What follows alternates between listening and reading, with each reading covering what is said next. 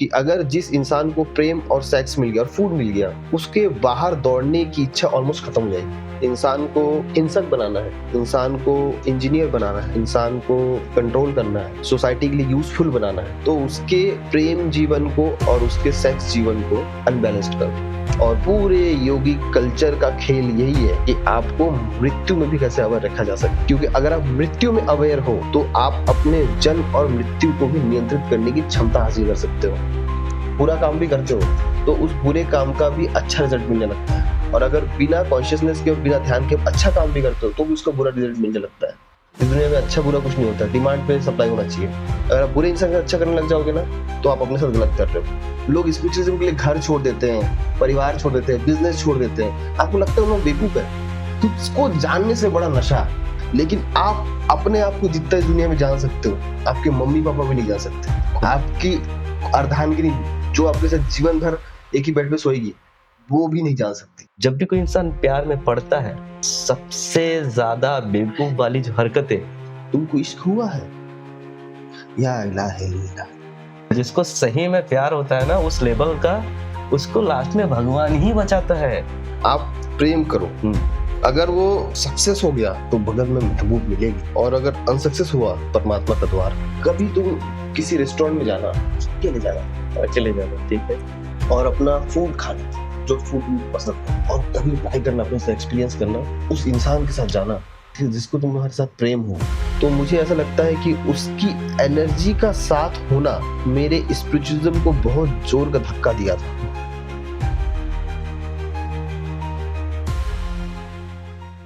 आज के हमारे जो कंट्रीब्यूटर है वो स्पिरिचुअलिटी को बहुत डीपली समझते हैं। इनके पापा ने इनको राजा जैसा पाला है और इनके मम्मी ने इनकी संत जैसी परवरिश करी है। आपके माइंड में जो भी परेशानी चल रही है उसका एक ही सॉल्यूशन है, मेडिटेशन। मेडिटेशन सिर्फ आँख बंद करके लाइट को देखना नहीं होता, इसके बियॉन्ड एक चीज़ है। मेडिटेशन के यूज़ सिर्फ आप अवेयर रह के ही नहीं, रात को सोने के बाद भी यूज़ कर सकते हैं, जिसे लूसिड ड्रीम कहते हैं, जिसमें आपका कॉन्शियस माइंड एक्टिव नहीं रहता। वहाँ भी आप अपने सबकॉन्शियस के थ्रू मेडिटेशन का यूज़ कर सकते हैं। और बाहर तो परेशानी चल ही रही है, लेकिन इंटरनली आपके बॉडी के अंदर जो भी प्रॉब्लम है, ये सारी चीज़ों का सॉल्व आप अपने बॉडी का जो 7 चक्रास है उसको प्रॉपरली यूज़ करके कर सकते हैं। सो इन सारी चीज़ों का डिटेल्स हमारे आज के कंट्रीब्यूटर के पास है। So let me introduce Saurabh Roy. Pandit ji एक बात बताइए, मतलब इंसानों का बनाया हुआ जो भी चीज है वो या तो हमको फ्यूचर में खींच के ले जाता है या तो पास्ट में खींच के ले जाता है। कोई भी अपने प्रेजेंट से खुश नहीं है, और अभी का सबसे बड़ा प्रॉब्लम तो डेटा है। और डेटा इतना ज्यादा जानकारी अवेलेबल है, नॉलेज अवेलेबल है कि इंसान इधर उधर घूम जाता है, उसका माइंड एक जगह पे रहता ही नहीं है। तो यहाँ पे एक कॉन्सेप्ट आता है मेडिटेशन, ध्यान का। तो हमारे माइंड में जितने भी क्लटर्स है, जितने भी भसड़ मचा हुआ है दुनिया ने जो हमको दिया हुआ है, या तो तुम पास्ट से रिग्रेट करो या तो फ्यूचर में रहो, तुम अपने प्रेजेंट को एंजॉय नहीं कर सकते। जितना सारा चीज है, इससे बचने के लिए या इसको रोकने के लिए ध्यान कितना काम आता है। और ये पूछना चाहूंगा, ध्यान क्या है? मुझे मेडिटेशन के बारे में लिटरली जानना है कि एक्चुअल में मेडिटेशन क्या होता है। देखो, तुम्हारे जो ये सवाल का जो आयाम है ना, ये मल्टी डायमेंशनल आयाम में आप सवाल पूछ रहे हो। अभी दिमाग ही मल्टी डायमेंशन में घूम रहा है, इसलिए मैं एक पर्टिकुलर सवाल नहीं पूछ पा रहा हूँ।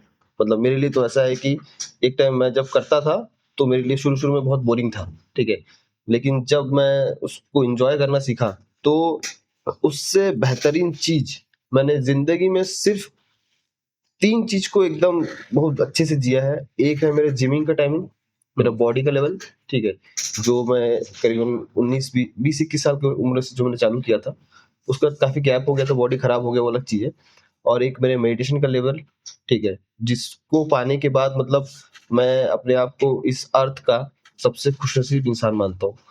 और एक था मेरे प्यार का लेवल, ठीक है, जो कि मेरे अंदर एक बोलते ना करुणा और इंसानियत को बनाए रखा, और मेरे को उन तकलीफों से बचा के रखा जिन तकलीफों में इंसान हार जाता है, लटक जाता है, कूद मतलब जाता वही है है। कि जहां से एक इंसान जिंदगी छोड़ देता है, वहां से आपकी जिंदगी चालू हुई है, बोल सकता हूँ। हाँ, बोल सकते हैं ना, जिन जिन हादसों से लोग मर जाते हैं, उन हादसों ने हमें पाला है। मेडिटेशन का बहुत सारा आयाम है, ठीक है। एक होता है आपका ध्यान, ठीक है। दूसरा होता है प्राणायाम, ठीक है। तीसरा होता है मंत्र जाप, ठीक है। चौथा होता है सक्रिय ध्यान, मतलब जिसको हम तराटक वगैरह भी बोल सकते हैं। और एक होता है निष्क्रिय ध्यान, ठीक है। अब किसको कौन सा ध्यान करना है, ये जो होता है, जो मास्टर होता है, जो गुरु होता है, वो उसको बहुत अच्छे से पता होता है। कोई सा भी ध्यान आप उठा लोगे, ठीक है। एक होता है चक्र ध्यान। अब कौन सा आदमी कौन से स्तर पे खड़ा है, ये वो जज कर सकता है जो उस रास्तों से होके गुजरा हो। अब जैसे कि यूट्यूब वगैरह में जनरली ध्यान सिखा देते हैं, या लोग अपने अपने अलग अलग टेक्निक्स बताते हैं, ठीक है। ध्यान के भी दो आयाम हैं, ठीक है। एक होता है पॉजिटिव ध्यान, एक होता है नेगेटिव ध्यान, ठीक है। प्रेम और शांति में भी ध्यान घटता है, ठीक है।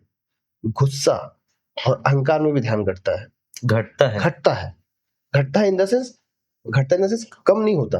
घटना इन द सेंस कि आपका उसका एक बोल सकते हैं कि प्रोसेस में रहता है वो। ध्यान एक स्टेट है, मतलब गुस्से में भी इंसान ध्यान में होता है, मतलब गुस्से में जब होता है तो उसको कुछ दिखता ही नहीं है। और जब इंसान पीस में भी होता है ना, तो उसको सारे दुनिया के कचरा और भसड़ उसको समझ में आ जाता है, वो एकदम शांति में बना हुआ रहता है, ठीक है।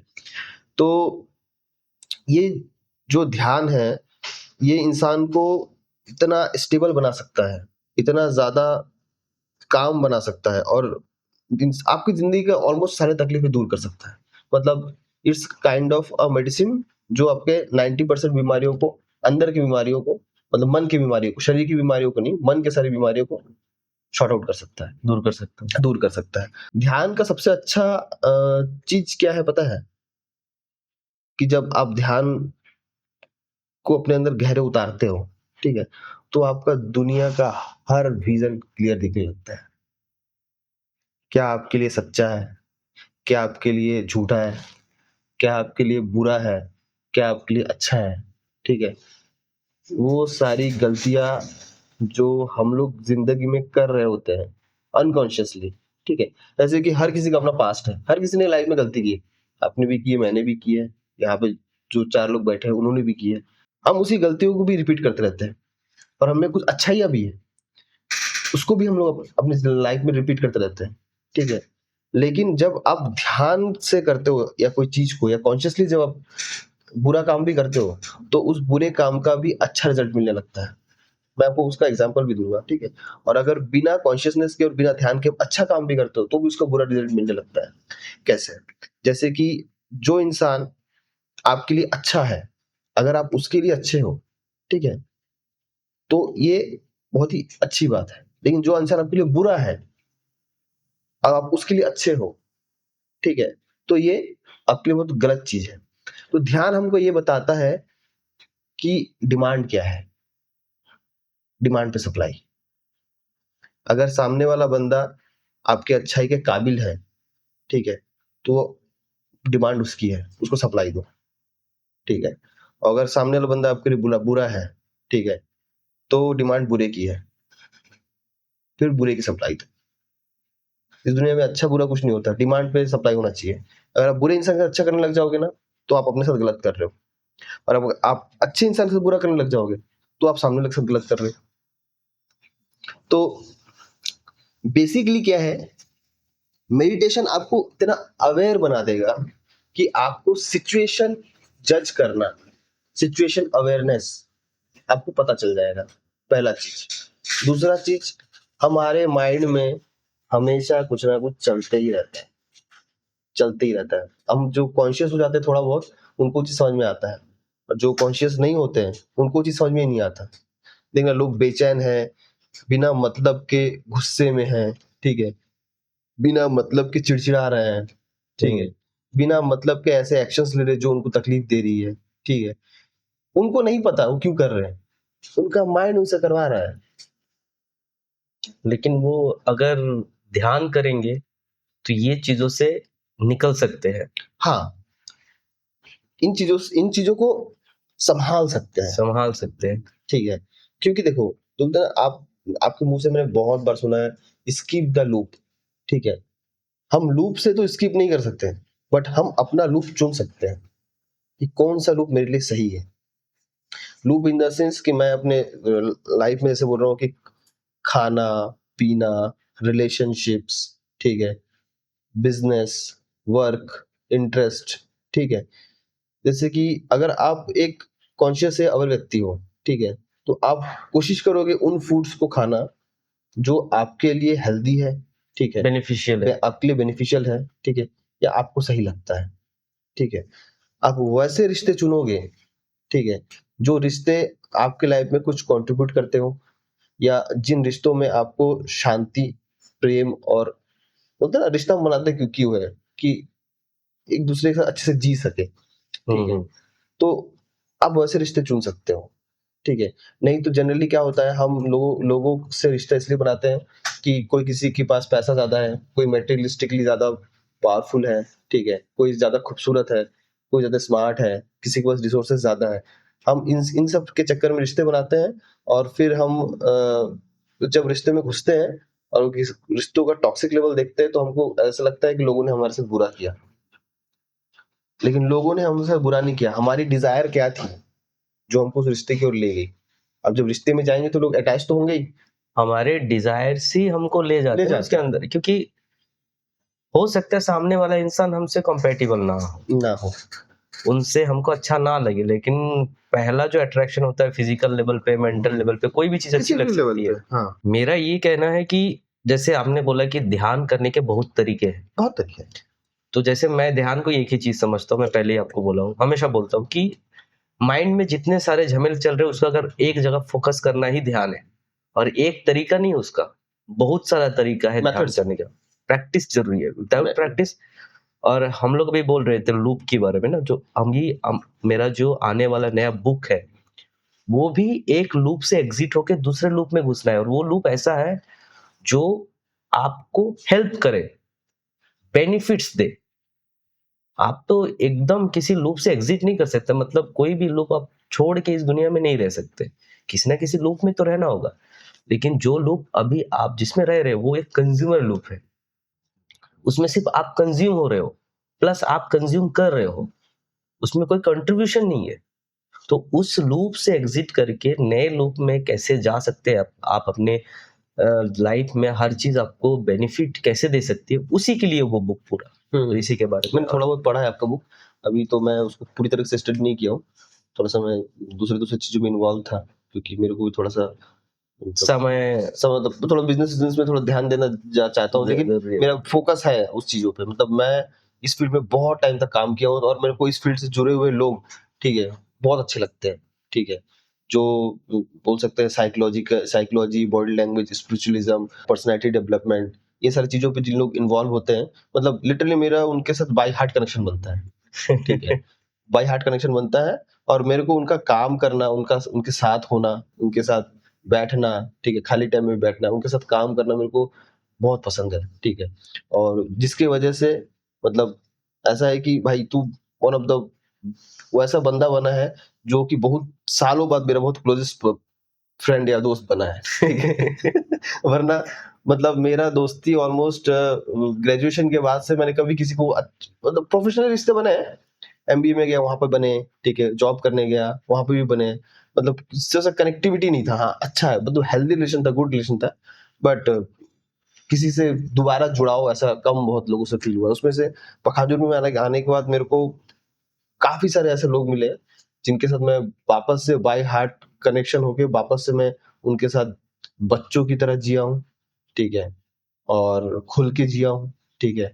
जो मेरे कमियों को, खामियों को, मेरे गलतियों को, हर चीज को एक्सेप्ट किए हैं, ठीक है, क्योंकि कोई भी इंसान इस दुनिया में परफेक्ट नहीं होता, और मेरे अंदर एक बचपना वाला बच्चा छुपा है, वो मैं अच्छे से जानता हूँ, और उस बच्चे को हर कोई एक्सेप्ट नहीं करता। मतलब होता है ना कि भाई मैं तेरे बचपने को या बकचोदी को तभी एक्सेप्ट करूंगा जब तू मेरे को पसंद है, हाँ, बाकी अगर कोई मेरे साथ वो सब किया तो बोले, नहीं चलेगा, चूतिया नहीं है चलेगा। क्या, ठीक है। नहीं नहीं ऐसे चलता, नहीं चलेगा। कोई कोई ठीक है। एक्सेप्ट नहीं करता ना। हाँ जब तक कोई चीज बेनिफिट ना देती हो तब तक दूसरे कोई भी चीज ना उसको एक्सेप्ट नहीं करता। तो इसमें आपका जो ध्यान है, हम लोग मेडिटेशन की बात कर रहे थे, ध्यान में एक बहुत सुंदर सा एक टॉपिक मैं आपसे सुना था, त्राटक। त्राटक। त्राटक, तो इसके बारे में थोड़ा सा जानना चाहूंगा। और मुझे तो ये सीखना है आपसे, और इसको मैं प्रैक्टिस भी ला रहा हूँ, लेकिन मुझे और थोड़ी प्रैक्टिस और चाहिए एकदम। तो त्राटक क्या है, मुझे थोड़ा सुनना है। देखो, त्राटक करने की ना 2 विधि है, ठीक है। उसको करने की 2 विधि है, मतलब बहुत ईज़ी विधि है, ठीक है। वैसे तो करने के और बहुत सारी विधि है, लेकिन जिसको हम लोग अपने डेली लाइफ में, अपने सोशल लाइफ में, अपने नॉर्मल दिनचर्या में इजीली हम लोग वो कर सकते हैं, मतलब एप्लीकेबल कर सकते हैं, ठीक है। वरना वैसे विधि तो बहुत सारे हैं। त्राटक इसको अपन ना इसको बाह्य ध्यान बोलते हैं।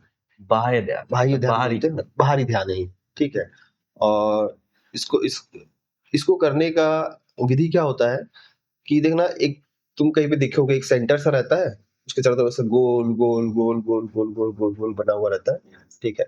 आप उसको किसी वॉल पे चिपका दो और उस गोल गोल से अपनी आंखों को ऐसे मिलाते हुए उस सेंटर तक पहुंचो, ठीक है। और उस सेंटर पे अपने आंखों को फोकस करके रखो, फोकस करके रखो। ठीक है। ठीक है, आप कितने देर तक रख सकते हो बिना पलक झपकाए? पलक नहीं नहीं झपकाना है। झपकाना है, ठीक है। आपको एक टाइम को आंखों से आंसू भी आने लग जाएंगे, ठीक है। और इसका शुरुआत करना है 30 सेकंड, 45 सेकंड और 1 मिनट, 2 मिनट, और इसको स्ट्रेच करते हुए कम से कम मैक्सिमम 45 मिनट्स तक लेके जाना, ठीक है। जो कि उसके लिए थोड़ा सा अच्छा खासा टाइम चाहिए ये रहता तो है। नियर टू इम्पॉसिबल लग रहा है सुन के, 45 मिनट्स तक बिना पलक झपकाए। अगर आपने ये चीज कर लिया, आपके आंखों में देखते ही लोग ऑलमोस्ट हिप्नोटाइज हो जाएंगे या आपके कायल हो जाएंगे। जैसे मैं ओशो को देखता हूँ, हाँ, वो बात करते हैं तो एकदम पलक नहीं झपकता झपकते हैं। उनका, एकदम एक ही तरफ देख के बात करते हो। क्योंकि उस प्रोसेस को पूरा खत्म करने के बाद क्या होता है पता है? जितना मैं एक्सपीरियंस किया हूँ, आपकी आंखों से भी एनर्जी निकलती है। मतलब हम जो बाहर देख रहे हैं, तो उसका एनर्जी निकलने का जो सोर्स होता है या जो प्रोसेस होता है, वो इतना तेज होता है ना कि मैं आंखों में झांक दिया ना, तो मैंने आपके आंखों में नहीं झांका, डायरेक्ट आपके सोल के अंदर झांक दिया। जो ऐसा होता है। सही है। पहला इंप्रेशन में अगर इंसान के आंखों से ही दिखता है कि इंसान किस लेवल का है, कितना कॉन्फिडेंट है। एक कोट पढ़ा था मैंने, आपकी आंखें आपकी आत्मा का दर्पण है। अगर आपने आंखें पढ़ना सीख लिया इंसान का, तो आपको पता चल जाएगा कि आप किस प्रकार के आत्मा, चेतना या एनर्जी वाले पर्सनालिटी के साथ बैठे हो, ठीक है। सही, एकदम सही बात है। क्यों, इसका एक एक्सप्लेनेशन मैं दूंगा। आप किसी इंसान से पहली बार मिल रहे हो, अगर वो अपना मुंह नहीं खोल रहा है तो उसका क्या चीज देख के आप उसको जज करोगे? अगर वो इंसान छिछोरा है तो उसकी आंखों से दिख जाएगी कि वो इंसान किस तरीके का है। अगर उसका मन चंचल है, उसकी आंखों से दिख जाता है। अगर वो डरपोक है, आंखें सब बोल देती है। आंखें जिसको पढ़ना आ गया और जो दुनिया को डरा सकता है, उसकी आंखों में एनर्जी अलग होती है। एक बड़े से बड़े 6-7 फीट का इंसान 5-5.5 फीट के इंसान के साथ भी सामने भी डर सकता है, सिर्फ आंखों से। आंखों से। और ये जो आंखों का जो पावर है, ये जो त्राटक बहुत तेजी से इम्प्रूव करता है, ठीक है। और एक विधि है जिसको हम लोग दिया जला के करते हैं या मोमबत्ती जला के करते हैं। आप एक डार्क रूम में बैठिए, ठीक है, और रूम को एकदम कोशिश कीजिए कि साइलेंट रहे, ठीक है। घर वालों को थोड़ा बोल दो कि इस टाइम मेरे को परेशान ना किया जाए, या आप रात को 12-1 बजे के बाद करो जब सब सो जाते हैं, ठीक है। या तो भोर को करो, ठीक है, क्योंकि उस समय फोकस टूटता है ना, तो गुस्सा बहुत आता है। क्योंकि आप कोई चीज की काम करने के लिए फोकस कर रखे हो, जो अचानक आके मम्मी दरवाजा खटखटाए, आप चिढ़ जाओगे, ठीक है। को बोलो ना, समझ में नहीं आता कि इधर नहीं आना है। तो ये सारी चीजें नहीं हो, हमारे प्रोसेस या हमारे साधना करते हुए किसी दूसरे को तकलीफ नहीं होना चाहिए। तकलीफ नहीं होना चाहिए। ठीक है जी। तो जनरली क्या होता था कि पहले लोग सोसाइटी से कट जाते थे, संन्यास ले लेते थे, या ऋषि लोग जंगल में चले जाते थे। क्यों चले जाते थे? क्योंकि जब हम वो प्रोसेस कर रहे होते हैं ना, और उस प्रोसेस के बीच में अगर कोई बाधा उत्पन्न करता है ना, तो हम मतलब गुस्से में आ जाते हैं या चिढ़ में आ जाते हैं, तैश में आ जाते हैं। क्योंकि उनको तो नहीं पता ना, वो तो अपनी नॉर्मल जिंदगी जी रहे हैं। क्योंकि वो तो आपके लिए अभी मेरा बेटा है, वो आप कुछ कर रहा होगा, ठीक है, मैं जाके देख के आती हूँ, ठीक है, लेकिन बेटा यहाँ पे कुछ और कुछ करने की कोशिश कर रहा है, तो मम्मी को चीज नहीं समझ में आ रहा है। भाई आया है, भाई को वो सोया होगा, बैठा होगा, जाके बात करके आता हूँ, तो भाई को नहीं समझ में आ रहा है। हाँ, हाँ, फोकस टूटता है तो दिक्कत होता है, क्योंकि हम लोग कोई भी चीज का रिजल्ट चाहते हैं। और त्राटक में क्या होता है, मतलब जब मैं उसको किया था, ठीक है, क्योंकि अभी तो मैंने वो सब चीजों को छोड़ के मैं मतलब बाह्य ध्यान को छोड़ के आंतरिक ध्यान के ऊपर ज्यादा ध्यान दे रखा है, ठीक है।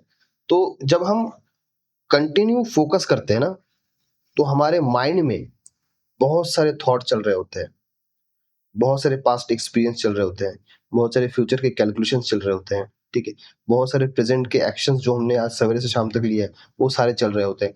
आपको बाहर आंखें रखते हुए उनको देखते रहना है। जैसे फोकस टूटने का सबसे बड़ा कारण क्या होता है पता है? जब कोई विचार आता है ना, और जो विचार हम नहीं चाहते कि ट्रिगर हो, और वो ट्रिगर होता है, तो फोकस टूटता है। अरे यार, वो याद आ गई। ये याद आ रही है। ठीक है, या तो फिर ये फोकस कर रहे हैं, मतलब ऐसा फिर लगता है साला कमीना मेरे को चुतिया बना गया, 100 रुपये ज्यादा लेना था उससे। ये सारी चीजें आती है, ठीक है, माइंड में चलती है। तो उस समय जो सब चीज चले ना, तो आपको फोकस बाहर क्यों रखना है, और दिमाग में जो सब चल रहा है ना, ठीक है, उनको चलने देना है, उनके साथ उलझना नहीं है, ठीक है, लड़ना नहीं है। तू आया, तेरे को देख लिया, तू चल निकल अब, ठीक है। और ऐसे ऐसे जब थोड़ा लिमिट क्रॉस होगा ना, तो आपको ऐसे ऐसे डायमेंशंस के, जैसे कि हम लोग बहुत सारे देखना स्पिरिचुअल सिंबल देखते हैं, ट्रायंगल बना हुआ, स्टार बना हुआ, ठीक है, उसके बाद इस तरीके जैसे कि जो अल्फा गामा थीटा, ये सारे जो सिंबल्स है स्पिरिचुअलिज्म के ही एक तरीके से सिंबल्स है। तो उस टाइप के सिंबल्स भी आपको दिख सकते हैं आपके माइंड के अंदर, ठीक है। तो उन सब सिंबल्स को देखते जाना है, ठीक है, और उनसे उलझना नहीं है, ठीक है। आपको देखते देखते देखते देखते देखते देखते आप तो एक टाइम ऐसा क्लैरिटी आएगा आपके विजन में, आपको खुद समझ में आ जाएगा कि अब मुझे ये चीज करने की जरूरत नहीं है, क्योंकि माइंड के जिस सेल्स को मैं कमांड करना चाहता था या अवेक करना चाहता था, वो तो हो गया। वो हो गया है। 6 पैक बनने के बाद अब रोज उतना मेहनत नहीं करना पड़ता, थोड़ा बस मेंटेन करना पड़ता है, ठीक है। सही है, पहले सबसे ज्यादा दिक्कत होता है। तो वो चीज आप कर लिए, और अगर आप करोगे ना, आपको उसका ऐसा गहरा इफेक्ट मिलेगा, और उसका ऐसा नशा है ना, ऐसा नशा है उस चीज को करने का। आपको कोई बैठ के बोलेगा तू मेरे साथ बैठ के शराब पी, ठीक है, देखो महंगे से महंगा शराब पिलाऊंगा, ठीक है, आप बोलोगे नहीं चाहिए मेरे को वही नशा मांगता है, अकेले रहने का, और अकेले रह के वो जो क्रिया कर रहा हूँ, जो प्रक्रिया कर रहा हूँ, और अंदर से जो मेरे डायमेंशंस खुल रहे हैं, ठीक है, उससे बड़ा नशा इस दुनिया में कुछ नहीं है। लोग स्पिरिचुअलिज्म के लिए घर छोड़ देते हैं, परिवार छोड़ देते हैं, बिजनेस छोड़ देते हैं। आपको लगता है उन लोग बेवकूफ है? नहीं है, उनको कुछ बड़ा मिल गया है। जब बोलता है कि मतलब खुद को जानने से बड़ा नशा इस दुनिया में कुछ नहीं है। आप मम्मी पापा को, भाई बहन को, परिवार को, औरत को, दोस्तों को एक लिमिट तक जान सकते हो, ठीक है, एक लिमिट से ज्यादा आप नहीं जान सकते। बॉडी के स्तर पे, माइंड के स्तर पे, या इमोशन के स्टेट पे थोड़ा बहुत उनको समझ सकते हो, लेकिन आप अपने आप को जितना इस दुनिया में जान सकते हो, आपके मम्मी पापा भी नहीं जान सकते। आपकी अर्धांगिनी जो आपके साथ जीवन भर एक ही बेड पे सोएगी, वो भी नहीं जान सकती। खुद को जानना सबसे बड़ी चीज सबसे बड़ा नशा होता है। मैंने अपने लाइफ के कुछ एक्सपीरियंस बताया। अब हर किसी को ना अलग अलग एक्सपीरियंस होने लगता है एक लिमिट के बाद, क्योंकि हर किसी के कर्मास, हर किसी के लाइफस्टाइल, हर किसी का एनर्जी स्टेट, हर किसी का सोल टाइप, ये सारे अलग अलग होते हैं, सबका एक्सपीरियंस अलग अलग होता है, ठीक है। अब लेकिन कुछ एक्सपीरियंस सेम भी होते हैं, कुछ ऐसे बेसिक एक्सपीरियंस है जो सेम, इवन ऑफ दैट की ऐसे करते करते आपको कलर्स भी दिखेंगे अपने माइंड में, लेकिन उसका एक स्टेज होता है, पता है, उस स्टेज से पहले वो आता नहीं आएगा, ठीक है, लेकिन उसमें मुझे फंसना नहीं है, ठीक है। वो मतलब एक तरीके से बोल दो कि वो एक छोटी छोटी उपलब्धियां है, ठीक है, लेकिन उस उपलब्धियों में अगर उलझ के रह जाएंगे तो हम वहां नहीं पहुंच पाएंगे जहां पे पहुंचना जरूरी है। और ऐसे करते करते, त्राटक करते करते एक टाइम ऐसा समय आएगा कि आपकी आंखें अपने आप बंद हो जाएगी और वो आपको अंदर की ओर ले जाएगी।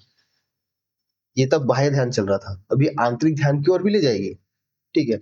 और आप अपने अंदर में ही खो जाओगे और आपको अपने अंदर में ही मतलब रमण करने का या अपने आप में होने का, अपने अंदर होने वाली घटनाओं का अनुभव खुद से खुद होने लगेगा, ठीक है। तो ये जो है ना, ये बाह्य ध्यान है जो एक लिमिट का अंदर की ओर ले आती है। अंदर की ओर। जिनको नहीं पता उनको मैं थोड़ा सा क्लियर कर दूं, अंदर का ध्यान होता है मतलब अपने अंदर क्या विचार चल रहे हैं, क्या नए विचार आ रहे हैं और क्या विचार चल सकते हैं, जो नई नई चीजें हैं, जो इंसानों के लूप से हट के जो आयाम आपको, जो चीजें नॉर्मली नहीं मिल सकती, वो जो थॉट प्रोसेस आपके दिमाग में चल रहा है, उसको ध्यान देना ही अंदर वाला ध्यान होता है कि आपके अंदर चल क्या रहा है। कभी कभी सिर्फ थॉट नहीं चल रहे होते, कभी कभी इमोशंस भी चल रहे होते हैं, ठीक है। कभी कभी थॉट और इमोशन से परे एक्चुअली में क्या होता है कि हम जिस अर्थ पे हम रहते हैं वहाँ पे different different type of energies और एनर्जीज फ्रीक्वेंसीज है, जो होती है वो गुजरती रहती है, बहती रहती है, ठीक है। और उन सारे एनर्जीज और उन सारे फ्रीक्वेंसीज का हमारे ऊपर कोई ना कोई इफेक्ट पड़ता है, ठीक है। ये भी लोगों को कब पता चलेगा? हाँ, जब वो अंदर झांकेगा कि मेरे अंदर क्या चेंजेस आ रहे हैं, क्या चीजें आ रहा है, और वो एनर्जी और फ्रीक्वेंसीज आपसे ऐसी ऐसी चीजें करवा सकती है, ठीक है। इसका एक एग्जांपल देते हैं, ठीक है। ठीक है। मस्त एक एग्जांपल आया मेरे को। आप जितने भी परेशान क्यों ना हो, जितने भी आप गुस्सा क्यों ना, कुछ भी क्यों ना, आप बस मंदिर की सीढ़ी के पास चले जाओ और मंदिर तक उठते उठते ना आपका दिमाग चेंज हो जाएगा। कसम से बोल रहा हूँ, वहां का जो सराउंडिंग में जो एनर्जी है ना, अलग लेवल की एनर्जी होती है वहां पे। मैं बहुत बार देखा हूँ, मैं बेचैन हूँ, परेशान हूँ, इवन गुस्सा हूँ, वो सीढ़ी ऊपर वहां तक चढ़ते चढ़ते ना सब गायब हो जाता है और वो अंदर ही फील किया जा सकता है। अंदर फील किया था। ऐसा नहीं कि आप उसको बाहर फील कर रहे हो, और अंदर में जो चेंजेस है उसको फोकस करना पड़ता है कि मेरे अंदर क्या चेंजेस हो रहे हैं। आंतरिक ध्यान सबसे मुश्किल है, सबसे टफ है, इसलिए लोगों को थोड़ा सा त्राटक वगैरह से चीजों को शुरू करना चाहिए, क्योंकि आंतरिक डायमेंशन इतने कॉम्प्लेक्स है ह्यूमन माइंड के कि उसको समझना और उसको एक्सेप्ट कर पाना शुरू शुरू में हो सकता है कि वो इंसान खुद को पागल समझने लगे, क्योंकि उसके अंदर इतने सारे मतलब जनरली क्या होता है कि हमारा एक नॉर्मल लाइफ रूटीन होता है, हमको बेसिक तरीके की शेप और साइज और चीजें दिखने की आदत होती है, ठीक है। लेकिन जब हम आंतरिक ध्यान की ओर घुसते हैं तो हमको ऐसे ऐसे शेप और साइज और कलर और ऐसे ऐसे एक्सपीरियंस महसूस होने लगता है कि जिसको एक्सप्लेन करना ऑलमोस्ट मैक्स टू इम्पॉसिबल है, ठीक है। और अगर हम उसको साधारण लोग की को एक्सप्लेन करते हैं तो वो हमको पागल समझेंगे या नहीं बेवकूफ कर सकते समझेंगे। एक्सप्लेन, समझ ठीक का है। कौन समझेगा, कोई नहीं तो समझेगा। इसलिए मतलब वो उसको वैसे लोगों को ही एक्सप्लेन करना चाहिए जो उस फील्ड से है, या उसको बताना चाहिए जो उस चीज में मास्टरी करके बैठे हैं, जो गुरु या मास्टर जिसको अपन बोलते हैं, ठीक है। वरना वो अपने आप को पागल समझने लगेगा। मैं आपको एक दिन बता नहीं रहा था कि पंडित जी, अभी मैं जो एक्सप्लोर कर रहा हूँ, मेरे दिमाग में जो चल रहा है, मैं अपने घर वालों को बताना चाहता हूँ कि मैं क्या क्या चीज समझ में आ जा रही है मेरे को, कैसे ह्यूमन लाइफ एक लूप में फंसा हुआ है, कैसे सब भाग रहे हैं, मैं इससे निकलने का तरीका मुझे पता है अब, और मैं इससे निकल चुका हूँ। ये मैं एक दिन ना, मैं अपने कोशिश भी किया घर में जाके बोलने के लिए, लेकिन उनको समझ में नहीं आया। तो उस दिन मेरे साइड में बहुत सारे लोग और थे जिनसे मैं मिला, उनसे बात किया, देख रहा हूँ वो समझ रहे हैं। जैसे आप हो, रिक्की भैया है, दिवाकर भैया है, और भी लोग हैं। इन लोगों के बीच में जब मैं बैठा, देखा अरे यार, मैं तो जो बात कर रहा हूँ उनको समझ में आ रही है। लेकिन मैं अपने आप को खुशनसीब माना उस दिन की, कम से कम मेरे अंदर जो चल रही है मैं उसको लोगों के सामने एटलीस्ट शेयर कर रहा हूँ और वो समझ रहे हैं। सोचो अगर आप लोग आसपास नहीं होते और ये चीज मेरे अंदर घट रही होती तो मैं तो अपने आप को पागल समझता। मैंने समझा था कुछ मैंने समझा था खुद को, मतलब मैं जब मेरा सबसे बड़ा बुरी बात क्या है पता है, मेरे अंदर किसी भी चीज की अति आ जाती है। हम्म, अगर मैं कोई काम को कर रहा हूँ हम्म, तो मतलब मैं उसको बिना मास्टरी हासिल के मैं खुद को रोक नहीं पाता हूँ। अति, मतलब उसके उसके हाँ, घुस जाना घुस है। जाना। इसलिए मतलब ना मैं किसी भी नए चीज में घुसने से पहले ना मतलब अपने माइंड को बहुत रोकता हूँ कि मेरे को पता है कि तू एक बार अगर घुस गया तो तू दुनिया जहान गया तेल लेने। ठीक है, तू पहले उसके ऊपर मास्टरी हासिल करेगा, उसके बाद क्योंकि मेरे को सोने नहीं देता वो। ठीक है, तो मेरे को सोने नहीं देता। तो ये हर फील्ड में ये चीज हुआ मेरे साथ, और जब मैं अंदर घुसता चला गया, घुसता चला गया, घुसता चला गया, और इसका तो ये समुंदर है। ठीक है, मेरे को लगा कि मैं बस जो मास्टरी हासिल करके निकल बस जाऊंगा। एक ही समंदर में मास्टर भी हार मान गया। वो हाँ। समंदर क्या है? प्यार।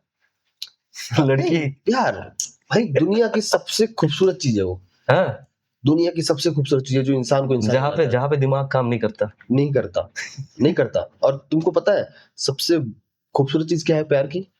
कि जिसके पास दिमाग है वो प्यार कर ही नहीं सकता। हाँ, जिसके पास सही में जो जो दिमाग चलाता है वो इमोशन चला नहीं सकता, जो इमोशन चला रहा है वो दिमाग चला नहीं सकता।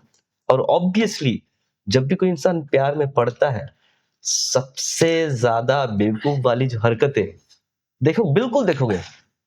भाई, ये बोलो किस लेवल पे किए। भाई एक शायरी याद आ गया, जॉन इंडियन का शायरी है। क्या तुमको इश्क हुआ है? या इलाहा इल्लल्लाह। इसका मतलब क्या है पता है? क्या तुमको इश्क हो गया है?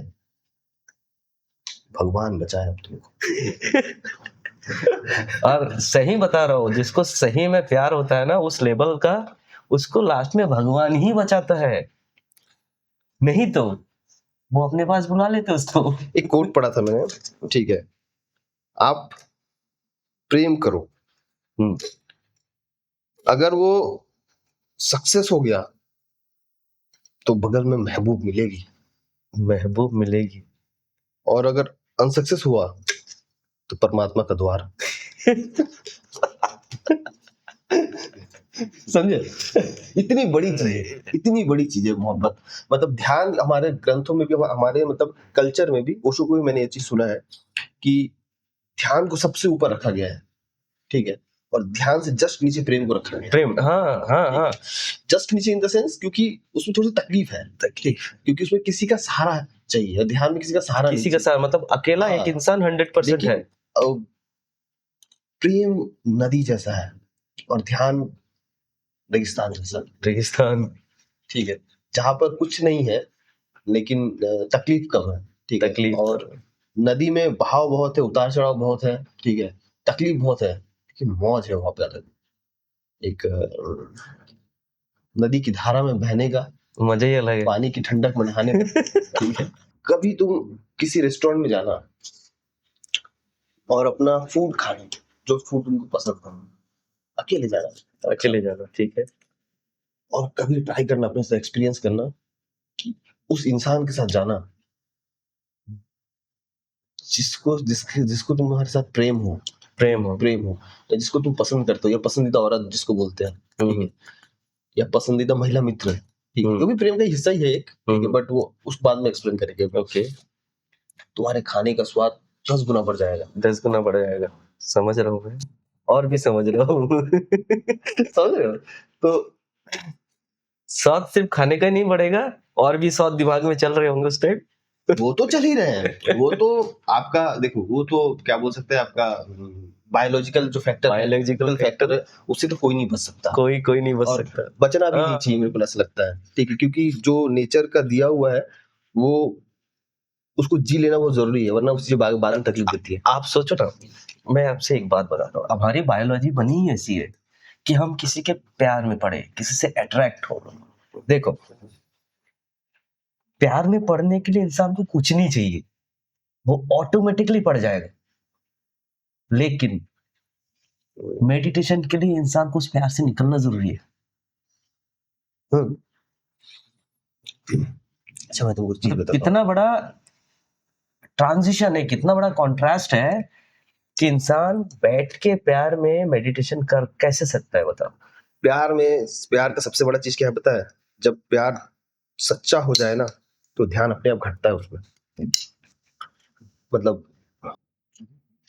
वो एग्जीक्यूट होता है, एग्जीक्यूट होता है। एग्जीक्यूट होता मतलब वो रास्ता, मतलब अगर ध्यान यहाँ है ना तो प्रेम यहाँ है, ठीक है। और प्रेम जो होता है वो उसको छलांग लगवा देता है, लगवा देता है, लगवा लेकिन उस हिसाब की तकलीफ भी चाहिए देगा, उसमें। देगा। अगर तुम्हें देगा। तुमको अगर सही में, मैं बता रहा हूँ, अगर तुमको सही में अगर कोई ध्यान प्रेम के बाद आया तो उस इंसान ने उतना ज्यादा पेन एक्सपीरियंस किया होगा। विदाउट पेन तुम परमात्मा से क्वेश्चन कैसे कर सकते हो कि भाई मेरे साथ ऐसा क्यों हो रहा है? कनेक्शन, जुड़ाव। जब हम किसी इंसान से जुड़ाव फील करते हैं ना, जैसे कि मम्मी का प्यार बच्चे के लिए, वो प्रेम। एक दिन शायद ना तुमने ही मेरे से सवाल पूछा था कभी कि प्रेम को हम लोग साइंटिफिकली कैसे डिफाइन करें, या मेरा क्वेश्चन ऐसा था कि अगर जैसे आप अगर कोई क्वेश्चन पूछ रहे हो तो मैं किस चीज को देख के समझूं कि ये प्रेम है, तभी मैं प्रेम को बोलूं कि यही प्रेम है। तो जैसे मैं अगर किसी चीज को समझा, इस दुनिया में प्रेम को किससे डिफाइन करके समझाया जा सकता है, ये मैं पूछा था। कि अगर ओरिजिनली मैं प्रेम के सारे फिल्टर को हटाऊं जो अभी बने हुए हैं, मूवीज, ये वो फलाना ढिमकाना, सब तो वो कितने बकवास चीजें बनाई गई है, मतलब ठीक है, फैंटेसीज, और इसी को लोग तो प्रेम मान रहे हैं ना, इसी को प्यार मान रहे हैं। ये सारी चीजें हटाने के बाद एक्चुअल में प्रेम दिखता कैसा है, वही पूछा। मैं चीज बताऊं, बिना ध्यानी हुए आप सच्चा प्रेम कर ही नहीं सकते। बिना ध्यानी हुए आप कभी सच्चा प्रेम कर ही नहीं सकते। ध्यान चाहिए, ठीक है। जिसको प्रेम करोगे वो भी क्या ही मांग रहा है, अटेंशन ही तो मांग रहा है। अटेंशन क्या है? ध्यान का ही एक। तो अभी जितने सारे लोग हैं जो प्रेम कर रहे हैं वो तो ध्यान ही नहीं है, तो उनका प्रेम इसलिए तो फैंटेसीज है, तकलीफ है, नीड है, अटैचमेंट है, जरूरत है, अटैचमेंट है, ठीक है। कि मुझे जिंदगी कोई चीज बताओ, जो भी प्रेम कर रहे हैं उनके लाइफ में कौन खुश है? सबको सबसे तकलीफ है। हस्बैंड को वाइफ से, वाइफ को हस्बैंड से, मतलब कपल्स को, मतलब बॉयफ्रेंड को गर्लफ्रेंड से, गर्लफ्रेंड को बॉयफ्रेंड से, ठीक है। बीवी को पति के गर्लफ्रेंड से तकलीफ है, और पति को बीवी के बॉयफ्रेंड से। हाँ, तकलीफ होगा ही, ठीक है। वो फैंटेसीज में जी रहे हैं, ठीक है। वो सब प्यार का ढोंग और नाटक चल रहा है, एक्टिंग, ठीक है। जैसे कि देखना तुम, मैंने देखा है, पति बाहर है, ठीक है, अभी अभी अपनी गर्लफ्रेंड से मिल के आया है, ठीक है, मस्त उसको मिला है, ठीक है, जो मिलना चाहिए प्यार, और वो बंदा बहुत खुश है, ठीक है, एकदम ऐसे खुश होके जा रहा है बंदा घर, और जैसे ही घर के अंदर कदम रखा, उसका पूरा फ्रीक्वेंसी चेंज, ठीक है। उसको पता है अब मेरे को नया प्यार का एक्टिंग करना है यहाँ पे, ठीक है। एक प्यार मिला है, हाँ, अब दूसरा प्यार का एक्टिंग करना है, ठीक है। सेम बॉयज के लिए, गर्ल्स के लिए भी बोल रहा हूँ मैं, ठीक है। दोनों प्यार थोड़ी यार। तो मैं क्या बोला आपको, बिना ध्यानी हुए आप प्रेमी नहीं बन सकते। आपके प्रेम में अशुद्धियां रह जाएगी, हाँ, ये तो फैंटेसीज रह जाएंगी, नीड रह जाएंगी, अट्रैक्शन रह जाएगा, अटैचमेंट रह जाएगा, ठीक है। खैर अट्रैक्शन होना तो जरूरी है, वरना। और आप सही बोल रहे हो कि हाँ, मुझे प्रेम तब तक समझ में नहीं आया था, जैसे मैं भी रिलेशनशिप में था, मुझे प्यार तब तक समझ में नहीं आया जब तक मुझे ध्यान समझ में नहीं आया। उससे पहले मेरे लिए प्यार ऐसा था कि दुनिया मेरे को जो पड़ोसी है, दुनिया मुझे जो दिखाई है, वही मेरे लिए प्यार था। इज्जत करना अपने पार्टनर का, लेकिन किस चीज का इज्जत करना है ये समझ में उस टाइम नहीं आया था। अभी का इज्जत करना मतलब एक्चुअल जब ध्यान समझ में आया तभी पता चला कि इज्जत करना मतलब होता है कि तुम्हारा पार्टनर जैसा है उसको वैसे एक्सेप्ट करो। दैट इज इज्जत। कि अगर वो गुस्सैल है तो उसके गुस्से को भी जगह दो, कि नहीं जगह दो, तेरे पर्सनालिटी का हिस्सा है, ठीक है, तेरे प्यार को एक्सेप्ट कर रहा हूँ मैं, ठीक है, तेरे मासूमियत को एक्सेप्ट कर रहा हूँ मैं, तेरे क्यूटनेस को एक्सेप्ट कर रहा हूँ मैं, ठीक है, तेरे हेल्प को एक्सेप्ट कर रहा हूँ मैं, तो तेरे गुस्से को क्यों एक्सेप्ट ना करूँ मैं? सेम उसी तरीके से स्त्रियों को भी मतलब वो चीज समझना होता है प्रेम में, कि मैं उसके एफर्ट्स को एक्सेप्ट कर रहा हूँ, उसके पैसों को एक्सेप्ट कर रहा हूँ, उसके physical, mental, psychological, social status को एक्सेप्ट कर रहा हूँ, ठीक है। तो मैं उसकी ईगो को भी थोड़ा जगह क्यों ना दूं? ईगो को थोड़ा उसकी ईगो, लड़कियों में गुस्सा और पुरुषों में ईगो ये तो होता ही है। होता ही है, मतलब वो नेचर का दिया चलो हुआ है ना। ठीक है, इसमें एक पार्ट आता है, जैसे मैंने ध्यान सीखा, चलो मुझे ध्यान आया, मेरे अवेयरनेस जागे। जैसे मेरे पास एक क्वेश्चन था कि मैं कॉन्शियस होके अपना आंख खोल के तो अपना दिमाग यूज करता ही हूँ, ठीक है, अपना कॉन्शियसनेस का यूज मैं अपने आंख खोल के तो करता ही हूँ, लेकिन मैं अपने आंख को बंद करने के बाद जो मेरे पास 8 घंटा मैं सोता हूँ, उस टाइम तो मेरा दिमाग मेरे कंट्रोल में नहीं होता। वहां पे भी मैं अपना दिमाग कंट्रोल कर सकता हूँ। वहां पे कैसे ध्यान करें, ये भी एक, मतलब मैं चाहता हूँ कि इसको अपन योगिक प्रक्रिया में इसको हम लोग बोलते हैं योग निद्रा। योग निद्रा, योग निद्रा। Lucid dream. जब हम ध्यान की प्रक्रिया से गुजर रहे होते हैं, मतलब पहले तो हम जैसे कि आप समझ लो कि मेडिटेशन चालू कर दिए हो, ठीक है। तो शुरू में जब आप मेडिटेशन करोगे 1 घंटा 2 घंटा, ठीक है, तो आप उसी टाइम में मेडिटेशन स्टेट में रहते हो, ठीक है।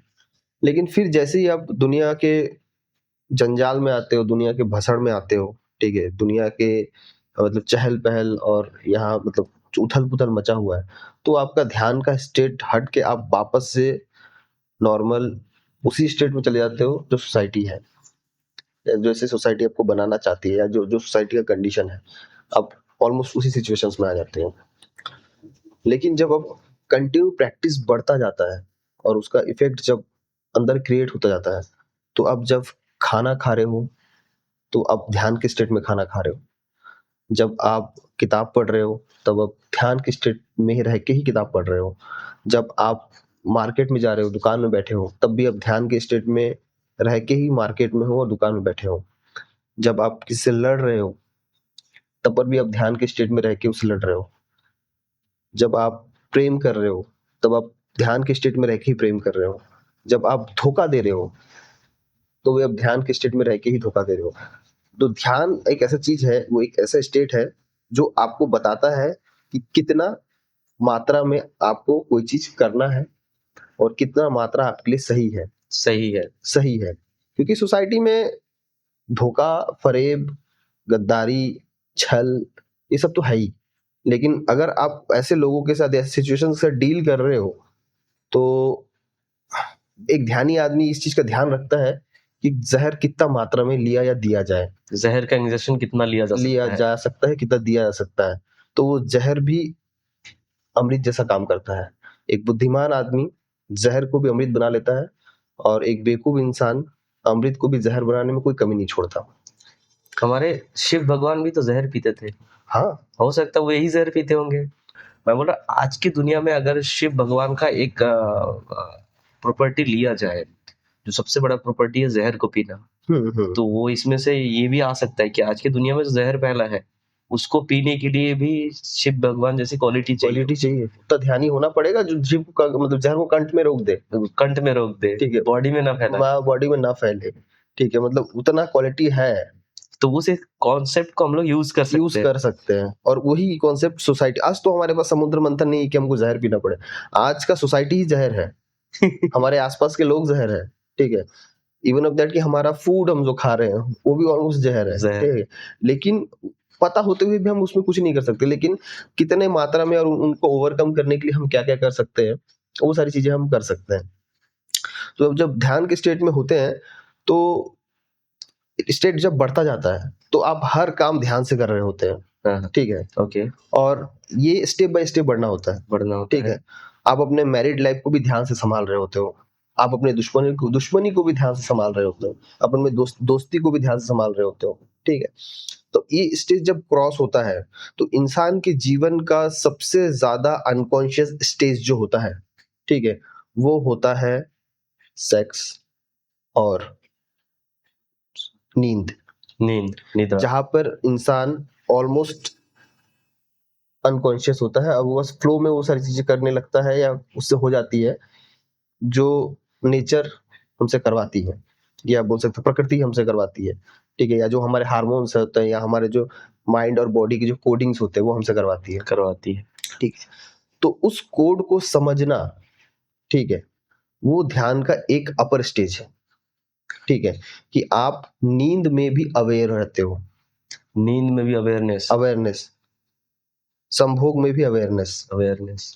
जब आप अवेयरनेस के साथ सेक्स करते हो तब वो संभोग बन जाता है। संभोग ओशो ने इसमें बहुत बात किया है, और वो संभोग आपको समाधि के स्टेज का अनुभव भी दे सकता है, परंतु सिर्फ ध्यानी के लिए, मतलब जिसको पता है कि मैं क्या कर रहा हूँ। हाँ, बाकियों के लिए आज भी वो सेक्सी है, जस्ट फिजिकल डिजायर, ठीक है, बट एक ध्यानी के लिए वो सेक्स नहीं रहता, वो संभोग बन जाता है, वो लाइफ का एक पार्ट है, कैसे करना है फिर वो और समझते जब हम स्त्री पुरुष के मिलन को अगर गौर से देखें, ठीक है, अगर ध्यानी व्यक्तियों के बीच में अगर वो चीज हो रहा है, ध्यानी और प्रेमी व्यक्तियों के बीच में अगर ये चीज हो रहा है, तो वो आपको जो एनर्जी ट्रांसमिट होती है ना, एक फिमिनाइन एनर्जी जो मैस्कुलिन एनर्जी को मिलती है, और एक मैस्कुलिन एनर्जी जो फिमिनाइन एनर्जी को मिलती है, उसका जो स्वाद है और उसका जो एक्सपीरियंस है वो ड्रग्स के नशे से भी खतरनाक है। और जब हम इस स्टेज को भी क्रॉस करते हैं तो होता है योग निद्रा। नींद एक मृत्यु जैसा है, जैसे हम सो जाते हैं, एक छोटी मृत्यु है जो हर रोज घटती है, ठीक है, हम सो जाते हैं, आंख बंद करते हैं, हमको कब नींद आया हमको पता भी नहीं चला, हमारा आंख खुलता है, उस नींद के बीच में क्या क्या हुआ हमको कुछ नहीं पता। एक शरीर जो 8 घंटा 9 घंटा सोया हुआ है, ठीक है, उसको पता ही नहीं, वो चेतन स्टेज में है कि उसके साथ क्या क्या हुआ उसको पता ही नहीं, लेकिन हुआ तो है बहुत कुछ अंदर, ठीक है। अब ध्यान क्या करता है, उसको भी अवेयरिंग स्टेज पे लाना शुरू कर देता है। जब आप कंटिन्यू ध्यान करने लगते हो ना, आपको ज्यादा मेहनत करके योग निद्रा में घुसने की जरूरत नहीं है, वो अपने आप प्रोसेस वाइज हो जाता है, होने लगता है, ठीक है। और अगर ज्यादा थोड़ा फोकस कर दिया जाए तो और जल्दी होता है, और जल्दी घटता है वो चीज, ठीक है। तो अगर आप नींद में भी अवेयर रह सकते हो, अगर ये प्रैक्टिस सालों साल किया जाए, सबसे बड़ी बात है ना कि मुझे नींद में पता है कि मैं नींद में हूँ। मैक्सिमम लोगों को पता ही नहीं होता कि मैं नींद में हूँ। मौत में भी अवेयर रह सकते हो, और पूरे योगी कल्चर का खेल यही है कि आपको मृत्यु में भी कैसे अवेयर रखा जा सके, क्योंकि अगर आप मृत्यु में अवेयर हो, ठीक है, तो आप अपने जन्म और मृत्यु को भी नियंत्रित करने की क्षमता हासिल कर सकते हो। साधारणतः क्या होता है कि हमारा अपने जन्म पे कोई नियंत्रण नहीं होता, ठीक है, हमारे मृत्यु पे भी कोई नियंत्रण नहीं होता, लेकिन ध्यान आपको उस स्टेज में भी अवेयर रखता है जिस स्टेज में अवेयर होना ऑलमोस्ट इम्पॉसिबल है। और ये भी सही है, क्योंकि अगर मौत से पहले की मौत क्या हो सकती है, नींद ही हो सकती है, जहाँ पे आपको कुछ पता ही नहीं होता। उस टाइम पे अगर आप अवेयर हो तो आपको मौत के बाद क्या एक्सपीरियंस होने वाला है उसका थोड़ा सा टच तो मिलेगा ही, कि ये टेस्ट है उसका। देखो मरना तो है ही, ठीक है, तो आज तक कोई यहाँ पे जी के गया है नहीं, ठीक है, जाएंगे दुनिया वाले वही उसी के लिए तो भाग रहे हैं। कोशिश करके देख ले सबको लगता है, देख ले, ठीक है, सबको लगता है 1000 साल जिएंगे सब। किसी का कोशिश आज तक सक्सेसफुल नहीं हुआ है, ठीक है, अलेक्जेंडर का भी नहीं हुआ है ठीक है। तो ये है अपनी योग निद्रा या लूसिड ड्रीम, ठीक है। तो ये एक ध्यान का एक अपर स्टेज है जहां पर आप ध्यान में भी अवेयर होते हो, और उन छोटे छोटे क्षणों में भी अवेयर होते हो जिन क्षणों को हम ऑलमोस्ट स्किप कर जाते हैं। मैं लिटरली मैं चाहता हूँ, मैं दिल से चाहता हूँ कि जैसे मैं नॉर्मली जब तक मेरा आँख खुला रहता है तब तक तो मैं अवेयर रहता ही हूँ। मुझे पता होता है कि मैं क्या कर रहा हूँ सारा दिन, कैसे कर रहा हूँ, किससे कैसे बात कर रहा हूँ, ये सारी चीजें मुझे पता होती है। लेकिन मैं चाहता हूँ मैं अपने नींद को भी यूज करूँ। दूसरा, अगर मैं अपने नींद को भी यूज कर पाऊँ अपने प्लस पॉइंट के लिए, मतलब इसमें दिक्कत क्या है? योगिक कल्चर में ऐसे भी लोग हैं जिन्होंने नींद के ऊपर और फूड के ऊपर भी कंट्रोल किया है। मैंने कुछ बुक्स पढ़े हैं, जैसे ऑटोबायोग्राफी ऑफ अ योगी, ठीक है, तो उसमें ऐसे बहुत सारे योगीज के बारे में बताया गया है जो अपने नींद के ऊपर और अपने फूड के ऊपर भी कंट्रोल कर लेते हैं, ठीक है। परंतु जितना मैंने ओशो को पढ़ा, मतलब पढ़ा कम, उनको सुना मैंने बहुत ज्यादा, कि जीवन की व्यवस्था ऐसी नहीं है कि आप 3 महीने के लिए, 6 महीने के लिए फास्ट रह सकते हो, जीवन भर के लिए नहीं रह सकते। नहीं रह सकते। आप महीने भर के लिए, 2 महीने भर के लिए बिना नींद के रह सकते हो, मतलब एक्सट्रीम लेवल पे अगर जाया जाए तो, लेकिन उसके बाद आप नहीं रह सकते, ठीक है। तो उसको हठ योग या हठ योग के अंदर भी गिना जाता है। हठ योग में मतलब होता है कि हम किसी भी चीज को थोड़ा सा फोर्सली चीजों को अपने ऊपर कंट्रोल करने की कोशिश करते हैं। बट ओशो का एक्सप्लेनेशन ऐसा है कि आप व्यवस्था को बदलने की कोशिश मत करो, व्यवस्था के प्रति समझ उत्पन्न कर दो। समझ उत्पन्न कर। और जो इंसान चाहता है कि मैं साल भर का फास्ट रख लूं, आराम से डोरमेंसी पीरियड में चला जाऊं, तो तुम पेड़ बन के ही पैदा हो जाओ भाई, पेड़ बन के ही पैदा हो जाओ, कुछ नहीं करना है तुमको। देखिए, प्रकृति ने हमें जो दिया है ना, ध्यानी का वो ही काम है उसका उपयोग कर लेना, उपयोग कर लेना, ना उससे उलझना, ना उससे भागना। तो जो योग निद्रा का प्रैक्टिस जरूरी है। पहली बात तो जरूरी भी नहीं है, मैं बताऊं, अगर आप ध्यान करने लग जाओगे ना, वो चीजें अपने आप होने लगती है। लोगों को ऐसा लगता है कि ध्यान बहुत बड़ी चीज है। मैंने बहुत कोशिश किया है, लेकिन उसके लिए आपको वो चाहिए, टेक्निक्स चाहिए, कोई टेक्निक्स बताने वाला होना चाहिए, कोई एक क्या बोलते हैं, आपको वो रास्ता दिखाने वाला होना चाहिए। जैसे मैं आपको उस दिन बोल रहा था कि आप कुछ क्लासेस चालू करो जिसमें मैं उसके अभ्यास करूं, प्रैक्टिस करूं, रिपीटेशन करूं। अकेले करने जाऊंगा 100 काम और रहेंगे जिसके कारण मैं भटक जाता हूँ। तो मैं आपको उस दिन भी बोला था कि आप कुछ ऐसे क्लासेस चालू करो जिसको सबसे पहले तो मैं ज्वाइन करना चाहूंगा, कि इसको कैसे करते हैं, मतलब खुद फोर्सफुली ना करके किसी के थ्रू, किसी मेंटर के थ्रू अगर किया जा सके तो वो अपने हैबिट में आ जाती है आराम से। हाँ बिल्कुल। तो ये चीजें, ये व्यवस्था अपने पास नहीं है अभी।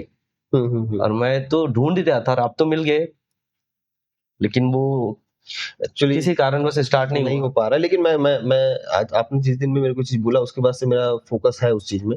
जिंदगी के थोड़े प्रॉब्लम्स है, मतलब उनको थोड़ा शॉर्ट आउट करके धीरे से इस फेज में भी आऊंगा। मैं इसको दूसरे वे में देख रहा हूँ। शायद मेरा अभी तक वो टाइम नहीं आया है जिस टाइम में मैं उस पे एक्सपर्ट हो जाऊं।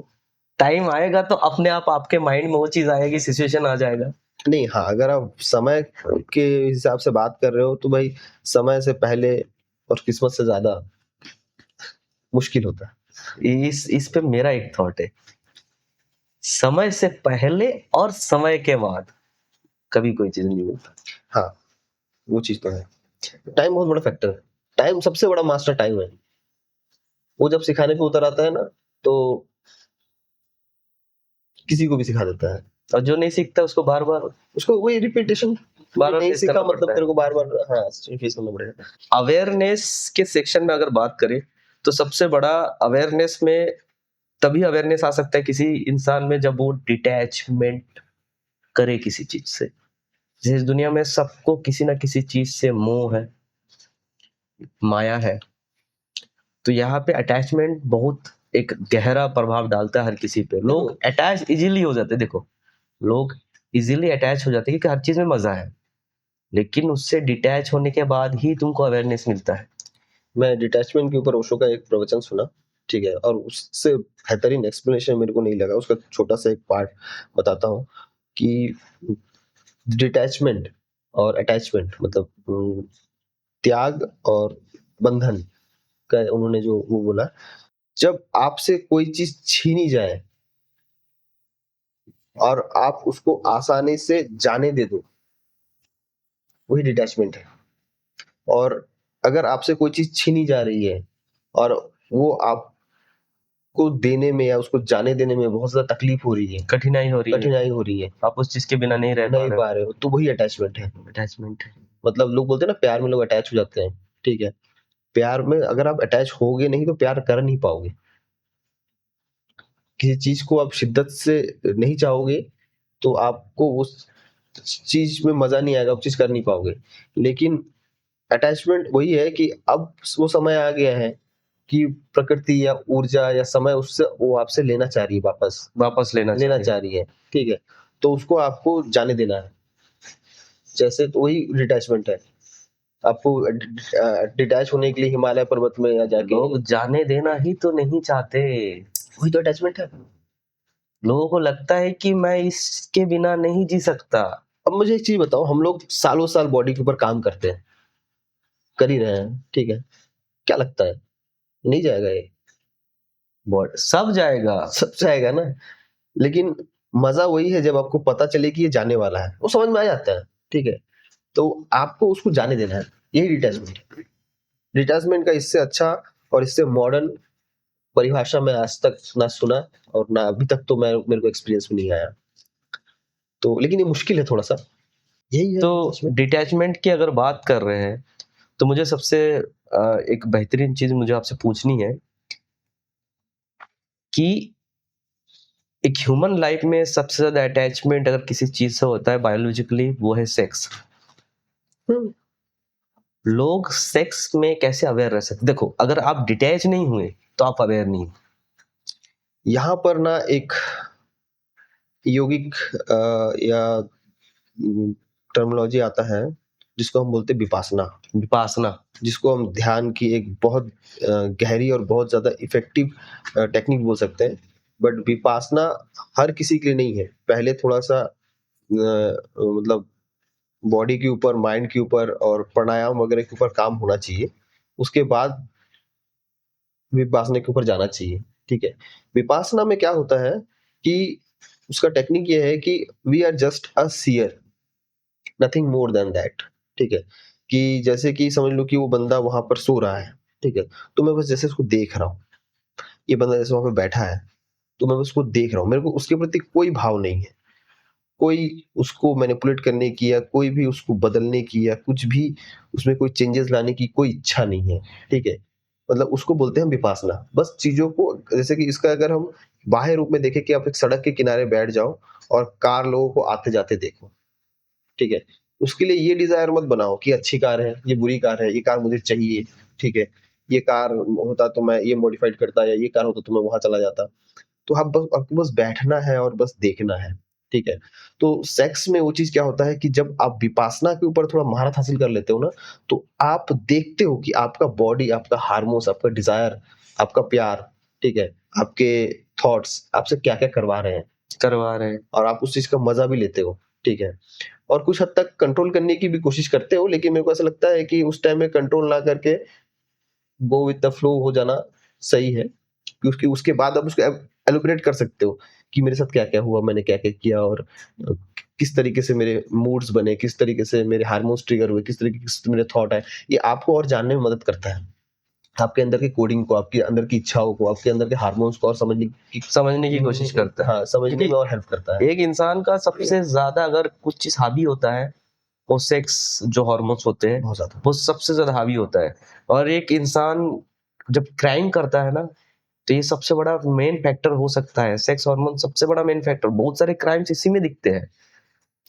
और मैंने एक वो पढ़ा था, मतलब कि अगर आपको इंसान को हिंसक बनाना है, इंसान को इंजीनियर बनाना है, इंसान को कंट्रोल करना है, ठीक है, इंसान को सोसाइटी के लिए यूजफुल बनाना है, ठीक है, तो उसके प्रेम जीवन को और उसके सेक्स जीवन को अनबैलेंस्ड कर दो, अनबैलेंस्ड। उसको नेचुरल मत रहने दो, उसके अंदर गिल्ट पैदा करो, उसके अंदर उस चीज को पाने के लिए तड़प पैदा करो, ठीक है। तो आप उस इंसान से वो सारी चीजें करवा सकते हो अनकॉन्शियसली, ठीक है, या कॉन्शियसली, जो चीज आप उससे करवाना चाहते हो। इसका सबसे बड़ा एग्जांपल ये है कि अगर जिस इंसान को प्रेम और सेक्स मिल गया और फूड मिल गया, ठीक है, उसके बाहर दौड़ने की इच्छा ऑलमोस्ट खत्म हो जाएगी, हाँ, ऑलमोस्ट, ठीक है। लेकिन अगर आप चाहते हो कि इंजीनियर पैदा हो, अगर आप चाहते हो कि बड़े डॉक्टर पैदा हो, अगर आप चाहते हो कि बड़े मार्शल आर्टिस्ट और बड़े सेना नायक पैदा हो, ठीक है, तो उनको थोड़ा सा सेक्स और उनके लव को रेगुलेट कर दो या इनरेगुलेट कर दो, जिसके वजह से उनके अंदर ऐसे हार्मोन्स, ऐसे डिजायर्स, ऐसा गुस्सा, ऐसा रिवेंज पैदा होगा जिसके दम पे वो कुछ कर दिखाने के लिए दौड़ पड़ेगा। पूरा ह्यूमन सिविलाइजेशन का हर एक चीज वैक्यूम पे ही बना हुआ है कि वैक्यूम क्रिएट कर दो, बंदा भागता रहे। बंदे को अगर सब मिल गया तो उसके पीछे नहीं भागेगा। पूरा ह्यूमन सिविलाइजेशन जितना भी कल्चर देख लो, जितने लोग भाग रहे हैं, किस चीज के पीछे भाग रहे हैं? क्योंकि वैक्यूम क्रिएट, उनका ऐसा लगता है कि मेरे पास वो चीजें नहीं है। जबकि तू आज जो जिंदगी जी रहा है, हो सकता है तेरे लिए वो 10 साल पहले ड्रीम जिंदगी थी, इसी जिंदगी के लिए तू रो रहा था, आज वो तुझे मिल गया, लेकिन तेरे पास ग्रेटिट्यूड नहीं। देखो ह्यूमन मतलब बोल सकते हैं अपना स्पीशीज का सबसे बड़ा दिक्कत क्या है पता है? उसको जब जो चीज मिल जाता है ना, उसके लिए वो व्यर्थ हो जाता है। व्यर्थ हो जाता है, ग्रेटिट्यूड नहीं रहता। जो स्त्री के लिए मैं पागल हूँ, तड़प रहा हूँ, ठीक है, जिसको पाने के लिए मैं कुछ भी कर सकता हूँ, ठीक है, जिस दिन वो मेरे को मिल गई ना, ठीक है, मेरे बगल में आके बैठ गई ना, मेरा उसका डिजायर फुलफिल हो गया ना, ठीक है, तो मेरा उससे जो मोह है, जो उसके प्रति जो आकर्षण है, जो इंटरेस्ट है, वो धीरे धीरे कम होने लगेगा, खत्म हो जाएगा, ठीक है। और समझ लो कि जो कार को खरीदने के लिए मैं इतना मेहनत कर रहा हूँ, ठीक है, वो कार जिस दिन मेरे घर के सामने खड़ी हो जाएगी, 2 महीने 6 महीने साल भर बाद मेरे को उसके प्रति उसका आकर्षण ऑलमोस्ट खत्म हो जाएगा, ठीक है। लेकिन ध्यान हमको उस चीज के प्रति अवेयर रखता है कि तुमको जो मिला है, तुमने इस चीज को पाने के लिए कितना मेहनत किया है, और इस चीज का या इस इंसान का तुम्हारे प्रति कितना कंट्रीब्यूशन है, ठीक है, और उसकी क्या वैल्यू है, ठीक है। तो उस चीज को तुमको याद रखवाता है वो चीज, ध्यान, जिसकी वजह से इंसानी लाइफ ज्यादा स्टेबल हो सकती है। मैं तो यही चाहता हूँ कि आप कोई रास्ता दिखाओ कि हम लोगों को पता चले कि भाई ऐसे ऐसे ध्यान करना है। बस बोल देने से मैं ध्यान कैसे कर सकूंगा? जैसे मेरे पास अभी डेटा बहुत है, सबसे ह्यूमन सिविलाइजेशन का सबसे बड़ा प्रॉब्लम तो डेटा है कि अभी इतना ज्यादा डेटा है कि किसमें भागना है वो फोकस नहीं है। प्रॉब्लम नहीं है, अपॉर्चुनिटीज है। लेकिन आज के डेट में वो डेटा ना अपॉर्चुनिटी को छोड़ के वो बना है प्रॉब्लम। क्यों? क्योंकि हमारे ऊपर फोकस नहीं है। तो इसी का तो रास्ता, जैसे कि देखो, अब देखो, अगर इंफॉर्मेशन नहीं होती तो हमारा चीजों को देखने का जो विजन है वो बहुत कम होता, ठीक है। आज हम यहाँ पर बैठ के ग्रह नक्षत्र का कैलकुलेशन कर पा रहे हैं, हम कभी गए भी नहीं वहां पे, ठीक है। आज ह्यूमन टेक्नोलॉजी इतनी एडवांस हो गई है कि हम सैटेलाइट भेज रहे हैं, लोग भेज रहे हैं, ठीक है। हमारे पास इतनी टेक्नोलॉजी है, एआई है, कंप्यूटर्स हैं, बुक्स हैं, जिसके दम पे एक इंसान चाहे तो कुछ भी क्रिएट कर सकता है, कुछ भी डिस्ट्रॉय कर सकता है, ठीक है। तो उस इंफॉर्मेशन को यूज कौन करने वाला है? हम ही करने वाले, हम करने वाले हैं, ठीक है। और अगर इंफॉर्मेशन यूज करने से पहले हमने अपने बॉडी के सिस्टम और अवेयरनेस को नहीं समझा, तो ऑलमोस्ट ये संभावना है कि हम उस इंफॉर्मेशन से या तो तकलीफ में आएंगे, ठीक है, या तो हम उस इंफॉर्मेशन का मिसयूज करेंगे। अब जैसे कि रील्स देख रहे होते हैं हम, ठीक है, स्क्रॉल कर रहे होते हैं, एआई को सब पता होता है कि इसका इमोशनल स्टेज या मेंटल स्टेज है, उसके समय उसको ब्रेकअप्स के मैसेज वो रील्स आ रहे हैं, ठीक है। उसके उसके ये दिखाया जा रहा है कि उसकी बंदी कितनी बड़ी चीटर है, ठीक है। उसको ये महसूस कराया जा रहा है कि तू दुनिया जीत सकता है, ठीक है, you are the fucking alpha sigma, ठीक है, you are the one to be a king, ठीक है। ये सारी चीजें आ रही है, ठीक है। तो मेरे को ये चीज पता होनी चाहिए ना कि मैं इंटरेस्ट मतलब शौक से देख रहा हूँ, ये चीजें मेरे अंदर के इमोशंस और थॉट्स को ट्रिगर नहीं होनी चाहिए। आपके अपने माइंड पे, हार्ट पे, हार्मोन्स पे उतना कंट्रोल होना चाहिए। इसी तो वो किससे आएगा? वो इसी से आएगा, अवेयरनेस से आएगा। इसी के ऊपर तो पूरा एक बुक बना है मेरा। हर एक चीज आपको लाइन बाय लाइन समझ में आएगी कि आपकी जिंदगी में चल क्या रहा है। और इसमें एक बात है, मैं एक इंसान से जब भी क्वेश्चन पूछता हूँ कि तुम्हारे बॉडी में सबसे स्ट्रांग पार्ट कौन सा है, तो हर कोई बोलता है हमारा दिमाग। हर कोई बोलता है हमारा दिमाग सबसे ज्यादा स्ट्रांग, ठीक है, इससे ऊपर कोई चीज नहीं है हमारी बॉडी। लेकिन जैसे हमारे दिमाग से ऊपर भी एक चीज है, ये 10 उंगलियां, दिस इज अवर माइंड। इसको मैं कई साल पहले एक डॉक्यूमेंट्री पे देखा था, अच्छा खासा डॉक्यूमेंट्री था। उसमें ऐसा था कि तुम्हारा दिमाग आज के डेट में जो बना है वो तुम्हारी पूरी हिस्ट्री पर डिपेंड है, कि तुमने अपनी हिस्ट्री को लिखा है, सेव किया। जैसे हम और जानवर में क्या डिफरेंस है? दिमाग का डिफरेंस है, कॉन्शियसनेस का डिफरेंस है। तो हमारे कॉन्शियस में भी जो डेटा आ रहा है, वो डेटा इसलिए हम लोगों के पास है क्योंकि हम लोग उसको सेव किए हैं, लिख के रखे हैं, कहीं पे डेटा है। जैसे अचानक अगर पूरे डेटा को डिलीट कर दे ह्यूमन सिविलाइजेशन से, पूरा डेटा, तो हम फिर से एनिमल ही बन जाएंगे। ऑलमोस्ट। क्योंकि हम अगर कॉन्शियसली कोई चीज रखे भी तो हम लोग कितना साल जिएंगे, 50 साल, 60 साल, 70 साल जिएंगे, उसके बाद तो हमारा ये भी डेटा चला जाएगा। तो हम अगर ह्यूमन सिविलाइजेशन का डेटा अगर डिलीट कर दे तो हम फिर से एनिमल बन जाएंगे। तो हमारे पास सबसे प्रिविलेज चीज क्या है? डेटा। और उस डेटा को हम लोग किससे सेव किए हैं? इसी 10 उंगली से। लाइक एग्जांपल, सबसे पहला डेटा कैसे सेव किया जाता था? पत्थर पे गोद के या किसी चीज पे चित्र बना के। ये सारी चीजों का यूज हम लोग 10 उंगली से ही किए। अगर हमारे पास ये 10 उंगलियां नहीं होती तो हम इंसान नहीं होते आज के डेट में, क्योंकि हमारे पास सेव्ड डेटा है। और इसी डेटा को आज पूरी ह्यूमन सिविलाइजेशन ने इतना अल्टर कर दिया है कि हर कोई इंसान, पर्टिकुलरली कोई भी इंसान का ज्ञान देके जा रहा है और उससे लोग इतना मैनिपुलेट हो रहे हैं। मतलब हमारे पास अब नॉर्मली घर से उठ के, सुबह उठ के, खाते टाइम, पीते टाइम, बाथरूम जाते टाइम हमारे पास हमेशा डेटा अवेलेबल है। और हो सकता है वो डेटा हमारे काम की हो भी ना। चक्रा हीलिंग, जैसे मेरे शोल्डर पेन मुझे जब हुआ था, या मुझे बहुत सारी प्रॉब्लम्स जब होती है, मैं चक्रा हीलिंग को एक बार कोशिश करता। हालांकि मुझे वो पर्टिकुलरली पूरा नहीं आता, तो मैं थोड़ा सा चक्रा हीलिंग के बारे में जानना चाहूंगा। देखो, ये ना मैंने इस चक्रा हीलिंग में घुसने के लिए ना मैंने काफी सालों तक रिसर्च किया और कुछ बुक्स भी पढ़े, और अल्टीमेट जो इसका मेरे को बहुत अच्छा जो मतलब एक्सप्लेनेशन मिला वो ओशो के प्रवचन में मिला। मेरे को ओशो के प्रवचन में मिला, ठीक है। मतलब जैसे कि चक्र जो होता है, ठीक है, अगर हम लोग इस बॉडी को काट के देखें तो इसमें आपको कोई चक्र नहीं दिखेगा। फिजिकल बॉडी में कोई चक्रास अवेलेबल नहीं है, ठीक है। Okay. और चक्रास एक्चुअली में है क्या, जब हम बात कर रहे हैं तो उसका एक्चुअली में एग्जिस्टेंस क्या है, मतलब क्या है उसका एक्सप्लेनेशन। तो मैंने एक जगह पढ़ा, जैसे कि एक जंक्शन होता है, ट्रेन का जंक्शन होता है, ठीक है।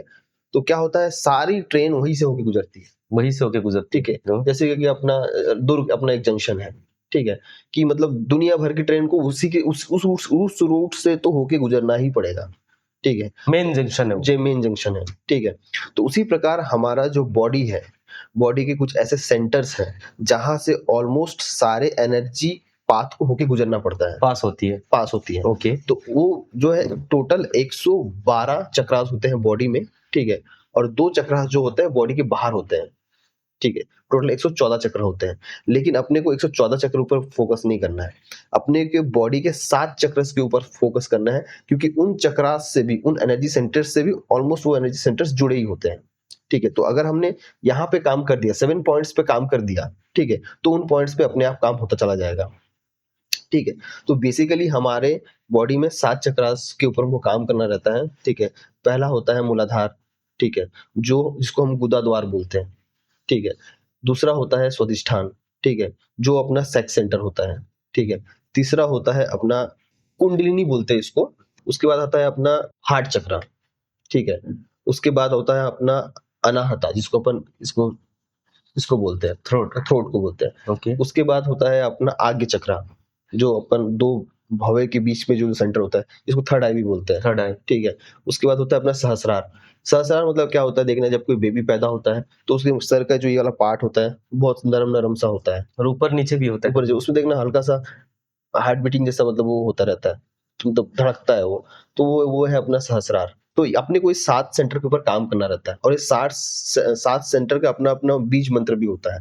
वैसे तो बिना बीज मंत्र के करेंगे तो भी होता है, ठीक है, लेकिन अगर हम बीज मंत्र के थ्रू करते हैं तो वो जल्दी होता है।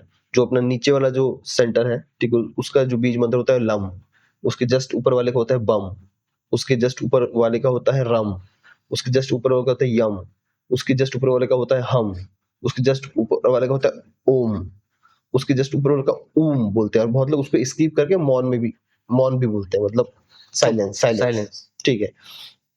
तो अपने को इसको प्रैक्टिस करना होता है, ठीक है।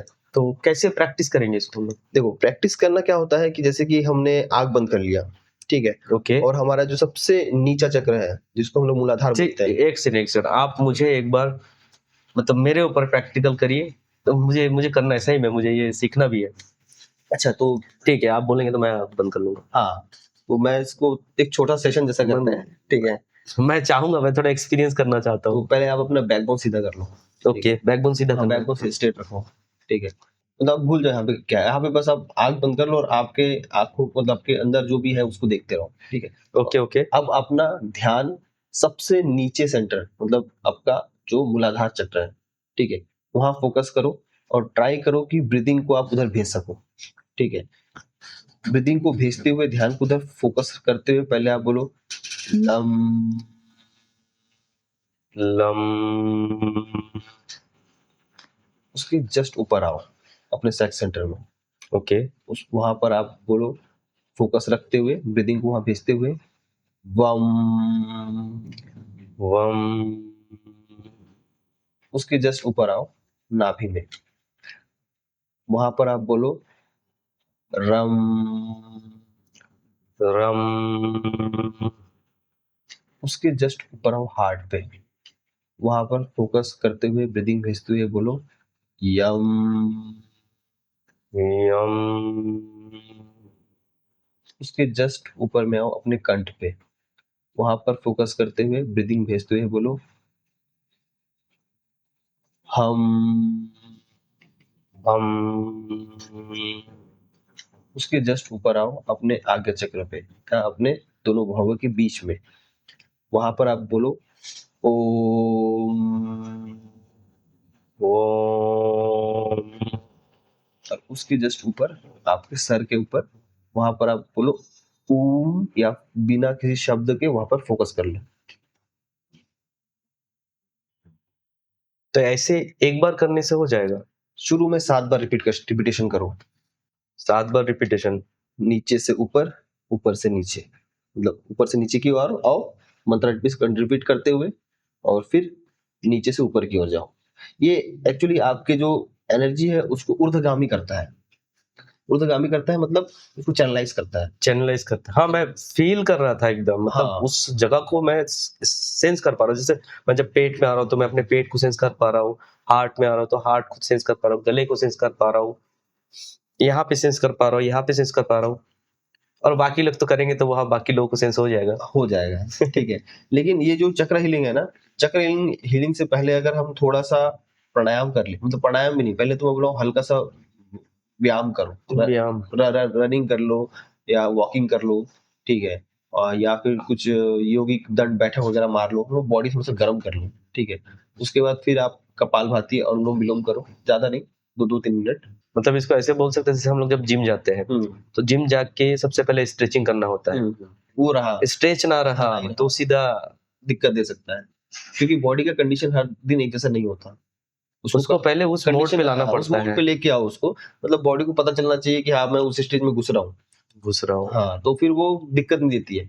सबसे बड़ा चीज क्या पता है, जो चक्र जागरण में और प्राणायाम में अगर सही तरीके से ना किया जाए, ये आपके बॉडी के अंदर इतना तोड़ फोड़ मचा सकता है, ठीक है।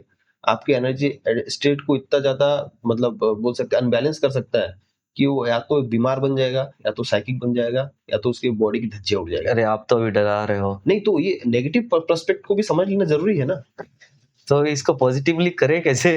वही मेथड सारे मैंने जो आपको बताया अभी, तो पहले थोड़ा सा रनिंग करो या अपनी बॉडी को व्यायाम के थोड़ा वार्म अप दो, फिर बैठो कपालभाति अनुलोम विलोम करो, फिर एक प्राणायाम होता है, ठीक है, जो मैंने शायद आपको बताया भी है कि आपके ब्रीदिंग को पहले होल्ड करना, मैं उसको अलग से एक्सप्लेन कर दूंगा क्योंकि प्राणायाम को एक्सप्लेन करने में बहुत टाइम लगता है। बहुत टाइम लगता है। तो उसको करो, उसके बाद जैसे आपका बॉडी शांत हो जाएगा, ठीक है, आपको खुद फील होने लग जाएगा कि अब मैं शांत स्टेज में हूं करके, फिर इस चक्र हीलिंग को करो, ठीक है, तो उसका इफेक्ट आपको कई गुना बढ़ जाएगा। और चक्र हीलिंग करने के बाद आप कम से कम 5 मिनट तक शांत होकर बैठे रहो, बिल्कुल ऐसे, इसको विपासना बोलते हैं, ठीक है, कि आप शांत हो जाओ और देखो कि क्या क्या हो रहा है, ठीक है। मैं तो एक ही चीज समझ रहा हूँ सारी चीजों में, तुम्हारा माइंड जो इधर उधर भाग रहा है ना, उसको एक ही जगह फोकस करने के लिए सारी चीजें देखो, आप बॉडी के हर एक चीज पे फोकस कर रहे हो, उससे आपका फोकस सिस्टम बढ़ रहा है। जैसे आपका माइंड इधर उधर भाग रहा है, ये पूरे सिस्टम में आपका फोकस एकदम शार्प फोकस कर पा रहा है और अपने बॉडी के अंदर क्या चल रहा है, कौन सा जो चक्र में आपका बॉडी का कौन सा एनर्जी क्या काम कर रहा है, क्या आपको महसूस हो रहा है, ये सारी चीजें आपको इसी के अंदर मिल जा रही है। देखो ध्यान का अल्टीमेट खेल क्या है पता है, सारे मेथड्स, सारे टेक्निक्स, ठीक है, सारे टूल्स, ठीक है, आपको कैसे भी करके शांत होकर एक जगह कुछ समय के लिए बैठा अगर दिया जाए तो आपके अंदर खुद से ही इतनी समझ आ जाएगी कि आपको मास्टर की भी जरूरत नहीं पड़ेगी। लेकिन उसी शांत स्टेज तक इंसान को ले जाने में हालत खराब हो जाती है। मतलब वो बोल तो रहा है मैं शांत बैठा हूँ, उसका शरीर शांत बैठा है, उसका मन शांत नहीं बैठा है, उसका एनर्जी स्टेट शांत नहीं बैठा है। इंसान को जब तक, जैसे मैं एक बहुत बड़ा एग्जांपल देता हूँ ना, जब पहली बार मैंने अवेयरनेस को अपनी जिंदगी में लाया और जो जब मुझे मिला, तो सबसे बड़ा परेशानी क्या था मेरी जिंदगी में पता है? मैं अकेले बैठा हूँ कहीं पे, आराम से शांति से मेरा दिमाग चल रहा है इधर उधर। जैसे मैं अभी गया, मेरे दोस्त लोग नहीं है वहां पे, मैं डैम के किनारे बैठा हूँ, लेकिन मैं वहां पे बैठा हूँ, मैं पानी को देख सकता हूँ, आराम से महसूस कर सकता हूँ, हवा महसूस कर सकता हूँ, लेकिन नहीं, वहां पे मेरा दिमाग चल रहा है, मैंने क्या किया है सारा दिन। ये सबसे बड़ा प्रॉब्लम यही हो रहा था मेरे को। तो उस टाइम मुझे जरूरत हुई ध्यान की, मेडिटेशन की जरूरत हुई, तब भी मैंने मेडिटेशन पे फोकस किया। जब तक मुझे, किसी को आप जबरदस्ती कुछ नहीं करा सकते, मुझे जरूरत महसूस हुई कि भाई मेरे दिमाग में इतना भसड़ मचा हुआ है, इसको शांत करना है। नहीं तो मेरे को अकेले में खुद के थॉट प्रोसेस से परेशानी हो रही थी। होगी ही, ये माइंड को डिजाइन ही ऐसा किया गया है कि ये कंटिन्यू चले, ठीक है। अगर आपको उसको नियंत्रित करना नहीं आता तो वो आपको पूरी तरीके से बर्बाद कर देगा। तो मतलब जब मेरा वो नियंत्रण में नहीं था, तब मुझे पता चल रहा था कि ये नियंत्रण में नहीं और ये मुझे परेशान कर रही है। इतना ज्यादा इमोशनल फ्लक्चुएशन, ठीक है, इतना ज्यादा बोल सकते हैं ना माइंड फ्लक्चुएशन, ठीक है, इवन विदाउट की हार्मोन्स फ्लक्चुएशंस भी चालू हो जाती है, ठीक है।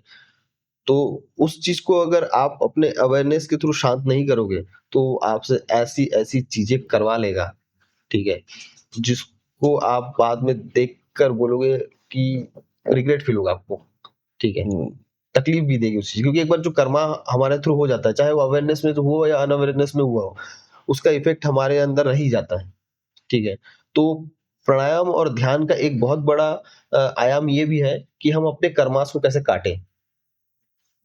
हाँ, कर्मास जो हमारे अंदर क्रिएट कर चुका है, ठीक है। अब भाई हर कोई पैदाइशी मतलब संत के घर में पैदा नहीं होता और कोई किसी को मास्टर मिल जाए, कुछ मिल जाए, ठीक है, ऐसा होता नहीं है, ठीक है। बट अगर वो सारी भाषण हो चुकी है तो उसको भी कैसे क्लियर आउट किया जाए, मतलब उसको खत्म तो नहीं किया जा सकता, लेकिन उसको पीछे के गोडाउन में फेंका जा सकता है। मतलब काइंड ऑफ जैसे कि हम पेंसिल से किसी कोरे पेपर के ऊपर कुछ लिख देते हैं दबा के, ठीक है। अब अगर हम लोग उसको रबर से मिट्टी से मिटा भी दें तो क्या रहता है, हल्का सा उसका एक वो दाग जैसा वो रह जाता है कि यहाँ पे कुछ तो लिखा गया था, ठीक है।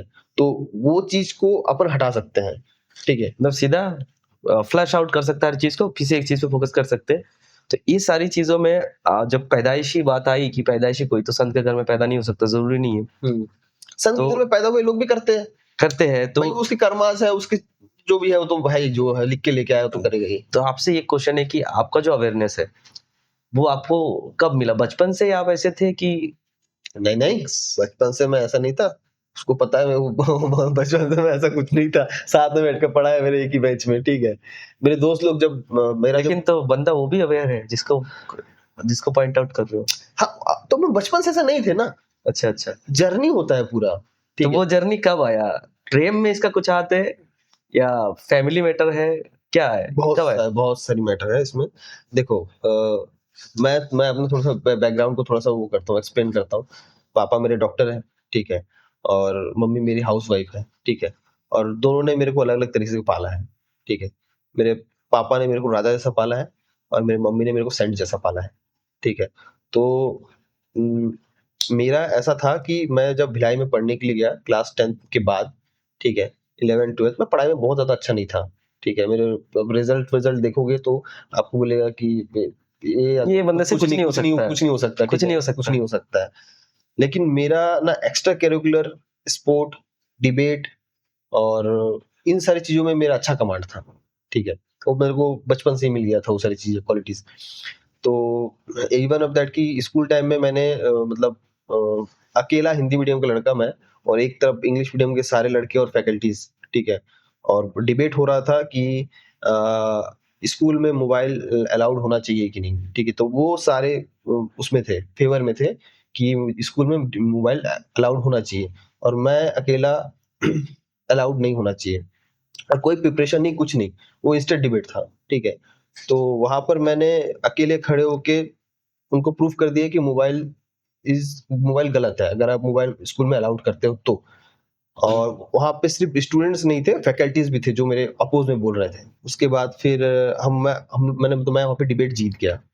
तो प्रिंसिपल ने वो डिबेट का जीतने का कुछ उन लोग प्राइज मनी भी रखे थे, शायद 200-300 रुपए, तो वो तो मेरे को वहाँ पे मिला ही, ठीक है। अब उसके बाद मेरे को प्रिंसिपल ने अलग से अपने कैबिन में बुलाया, ठीक है। मेरा फैमिली बैकग्राउंड और मेरा डिटेल पूछा, ठीक है। और उसके बाद बोले कि तुम्हारे पेरेंट्स को बुलाना, ठीक है। तो उस टाइम उसके बाद फिर उन्होंने मेरे को 500 रुपीज वगैरह कुछ दिया और एक पेन दिया, ठीक है। बोलते तुम अच्छा कर रहे हो, ऐसा करते रहो। मतलब तो शुरुआत ये था, ये मैं बोल सकता हूँ। हाँ, मतलब हालांकि आपकी अपब्रिंगिंग ऐसी हुई है हाँ, जिससे आप इस नेचर में पहले से ही हाँ, मैंने बोला ना, मतलब मेरे मम्मी ने मेरे को सेंट जैसा पाला है और मेरे पापा ने मेरे को किंग जैसा रखा है, ठीक है। तो वो चीज मेरे व्यक्तित्व में दिखता था, ठीक है। और रिसोर्सेस की कमी कभी महसूस नहीं होने दी मम्मी मतलब पापा एक हाथ में तलवार और दूसरे हाथ में शांति। शांति ठीक है। तो कभी रिसोर्सेस की कमी नहीं होनी दी, ठीक है। और मेरे को तो मेरे फैमिली ने मतलब मेरा इतना चुतियापा झेला है, ठीक है। अगर कोई दूसरा फैमिली होता है, दूसरे पेरेंट्स होते हैं, ठीक है, तो उसको उसी टाइम बोल देते तू घर आ, ठीक है, तेरे को मैं दुकान खोल देता, तू यही बैठ, तेरे से वो सब नहीं हो पाएगा। मैंने इंजीनियरिंग ड्रॉप आउट लिया, ठीक है। पापा ने उस समय अच्छा खासा अमाउंट खर्चा करके मेरे को इंजीनियरिंग में एडमिशन दिलाया था। तो उसके बाद फिर मैं बीबीए करने के लिए गया, तो वहां पर आशिकी हुआ, ठीक है। और बहुत गहरा आशिकी हुआ, गहरा आशिकी। और वही से लाइफ में बहुत बड़ा चेंजेस आया। मतलब जो बोलते हैं ना, मतलब मम्मी पापा के प्यार के अलावा भी अगर किसी का प्यार मतलब वो हुआ, महसूस हुआ, तो वो वही से हुआ, ठीक है। और उस जर्नी में लड़ाई झगड़ा, खींचातानी, शक, छोड़ना, फिर पकड़ना, ठीक है। ये सारा जो बोल सकते हैं ना रिलेशनशिप का जो भसड़ है, ठीक है, सालों तक चला, कई सालों तक चला। और उसके बाद ये सारी चीज चलती रही। उसमें ना मैं इंजीनियरिंग नहीं, सॉरी, 11th-12th में मैं एक सर के पास फिजिक्स पढ़ने जाता था, ठीक है। वो भिलाई के बहुत मतलब one of the genius man. मैं आज तक जितने भी इंटेलिजेंट और जीनियस मैन से आज तक मिला हूँ, उनमें वो मतलब टॉप 10 में आते हैं, ठीक है। उस टॉप 10 में मैं भी हूँ। और मैं डिसाइड करूंगा तो गुप्ता सर थे उनका नाम, ठीक है, फिजिक्स पढ़ाते थे। उनको फिजिक्स के बारे में, केमिस्ट्री के बारे में, मैथ्स के बारे में, एस्ट्रोलॉजी के बारे में, अकल्ट साइंस, आध्यात्म, ध्यान, तंत्र, और इसके अलावा काला जादू। तंत्र मतलब उसमें उसी के अंतर्गत एक पार्ट है वो। और उसके अलावा आयुर्वेद, होम्योपैथी, और जितना मैंने देखा है, मैंने उनको उन सारे फील्ड का अच्छा खासा जानकारी और नॉलेज है। तो पता नहीं एक दिन मैं कैसे कर घूमते घूमते आफ्टर 3-4 साल बाद, ठीक है, जब मैं उनसे पढ़ाई वढ़ाई करना छोड़ दिया, ऐसे ही कैसे मन में एक भाव आया उनके लिए कि उनसे मिल के आता हूँ। उस दिन ना आपका वो था गुरु पूर्णिमा ऐसा कुछ था, ठीक है। और वो घूमते फिरते चला गया, मेरे कोई इंटेंशन नहीं था उस दिन। तो वहां पे मैं गया, उनका पैर वैर छुआ, तो ऑलमोस्ट उनसे घंटों तक बैठ के बातचीत किया उस दिन। और ना मेरी लाइफ जर्नी मेरा वही से शुरू हुआ स्पिरिचुअलिज्म का। मतलब मैंने समझा कि मैं जिंदगी में कुछ ऐसा है जो मैं नहीं जानता, जो इनके पास है, ठीक है।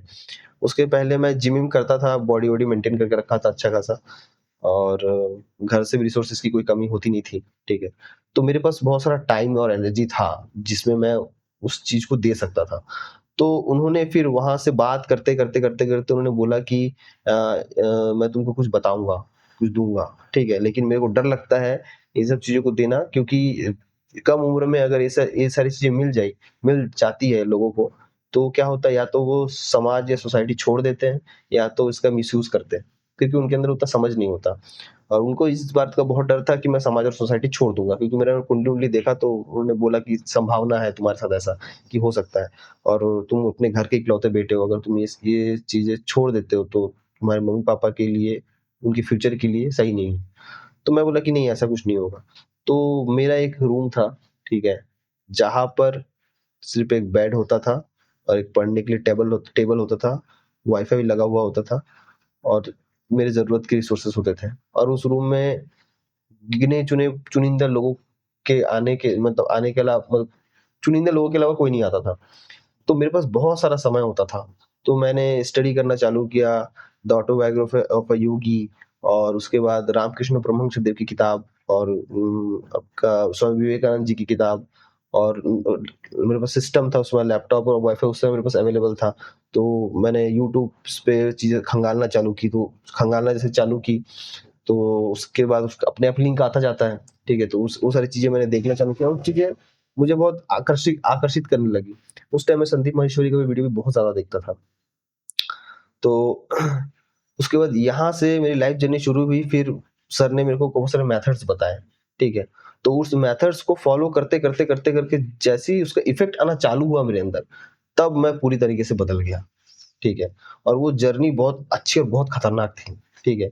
और मेरे उस टाइम में घर में भी बहुत ज़्यादा कॉम्प्लिकेशंस चल रहे थे। मेरे लाइफ में पापा ने कुछ टाइम तक फाइनेंशियल सपोर्ट रोक दिया था, ठीक है? क्योंकि घर में इतना कॉम्प्लिकेशन सिनेरियो था, और इवन ऑफ दैट कि मेरे लाइफ में ऐसा सिचुएशन भी आया कि मेरे पास एक टाइम का खाना खाने के लिए भी पैसा नहीं था, क्योंकि ना मैं ऐसा कोई स्किल में माहिर था जिससे मैं पैसा कमा लूँ, और ना ही मेरे को और कोई फाइनेंशियल सपोर्ट था। तो उसके वहाँ से लेकिन मैंने उस समय अपना मेडिटेशन और ध्यान और ये सारी प्रक्रियाएँ मैंने नहीं रोकी, ठीक है? और बोलते हैं ना कि आप मुसीबत के समय में क्या करते हो, यही डिसाइड करता है कि आप क्या हो। कि आप मुसीबत के टाइम में दुनिया का साथ चुनते हो या ईश्वर का साथ चुनते हो। तो जाने-अनजाने मैंने ईश्वर का साथ चुना, और वहाँ से फिर मेरी जर्नी कभी नहीं रुकी। हाँ, बीच-बीच में गैप आए, फ्लो जुड़ता रहा, लेकिन जब मेरे को एक बार आपको इफ़ेक्ट मिलना चला जाए आ जाए ना, जिम में जा रहे हो और आपको दिख गया ना बॉडी में कि ये इफ़ेक्ट तो आ रहा है, फिर इंसान को रोकना मुश्किल हो जाता है, ठीक है? तो उस तरीके से वहाँ से मेरी जर्नी चालू हुई, और मैं खुशकिस्मत हूँ और बहुत शुक्रगुज़ार हूँ उस स्त्री का, जो उतने मुसीबत के वक़्त में मेरे साथ थी। और मैंने बहुत जगह ऐसा लगता है कि उसको बहुत ज़्यादा हार्श और गलत तरीके से भी ट्रीट किया है, ठीक है? क्योंकि मेरे अंदर उस समय उसकी समझ नहीं थी, उसकी वैल्यू का कीमत मुझे पता मतलब उसकी उसकी जो क्या वैल्यू है, और मुझे वो पता नहीं था। ये होता है, wrong time right life partner, ऐसा होता है, मेरे साथ भी हुआ है। उसने मेरा इतना गुस्सा झेला, मेरा इतना डोमिनेशन झेला, ठीक है? और मैंने उसकी इतने ज़िद झेले, ठीक है? उसका एटीट्यूड एरोगेंस झेला, ठीक है? लेकिन मेरे को कहीं न कहीं ऐसा लगता है, मतलब मैं इसको आजकल कल परसों ही कैलकुलेट कर रहा था। मुझे ऐसा लगा कि स्पिरिचुअल जर्नी में मैं ही उसको कंप्लीट किया हूँ, या मैं ही उसका कारण था कि मैंने खुद से किया है। लेकिन जब मैं कल उसको रिकैलकुलेट कर रहा था अपनी लाइफ़ के बहुत सारी चीज़ों को, तो मुझे ऐसा लगता है कि उसकी एनर्जी का साथ होना मेरे स्पिरिचुअलिज़्म को बहुत ज़ोर का धक्का दिया था। धक्का दिया, ठीक है? एक पुश चाहिए होता है। पुश चाहिए होता है। वो स्पिरिचुअलिज़्म में मेडिटेशन और ये सब चीज़ों में मतलब एक्टिव नहीं थी। बट हर इंसान का ना अपना एक एनर्जी, एक ऑरा होता है, ठीक है? जिसका होना मात्र ना आपको आपको पता भी नहीं चल रहा होगा कि वो इंसान कुछ कर रहा है, बट उस इंसान का एनर्जी और उस इंसान का साथ आपको ऐसी दिशाएँ देने लगती है जो आपके लिए बहुत सही है, ठीक है? आप सही बोल रहे हो, क्योंकि मेरे लाइफ में भी एक ऐसा सिचुएशन आया था, जब मेरे साथ कोई थी, लेकिन वो माइंड से बहुत अपग्रेड थी उस टाइम, और मैं अपने हार्मोन्स के कंट्रोल में।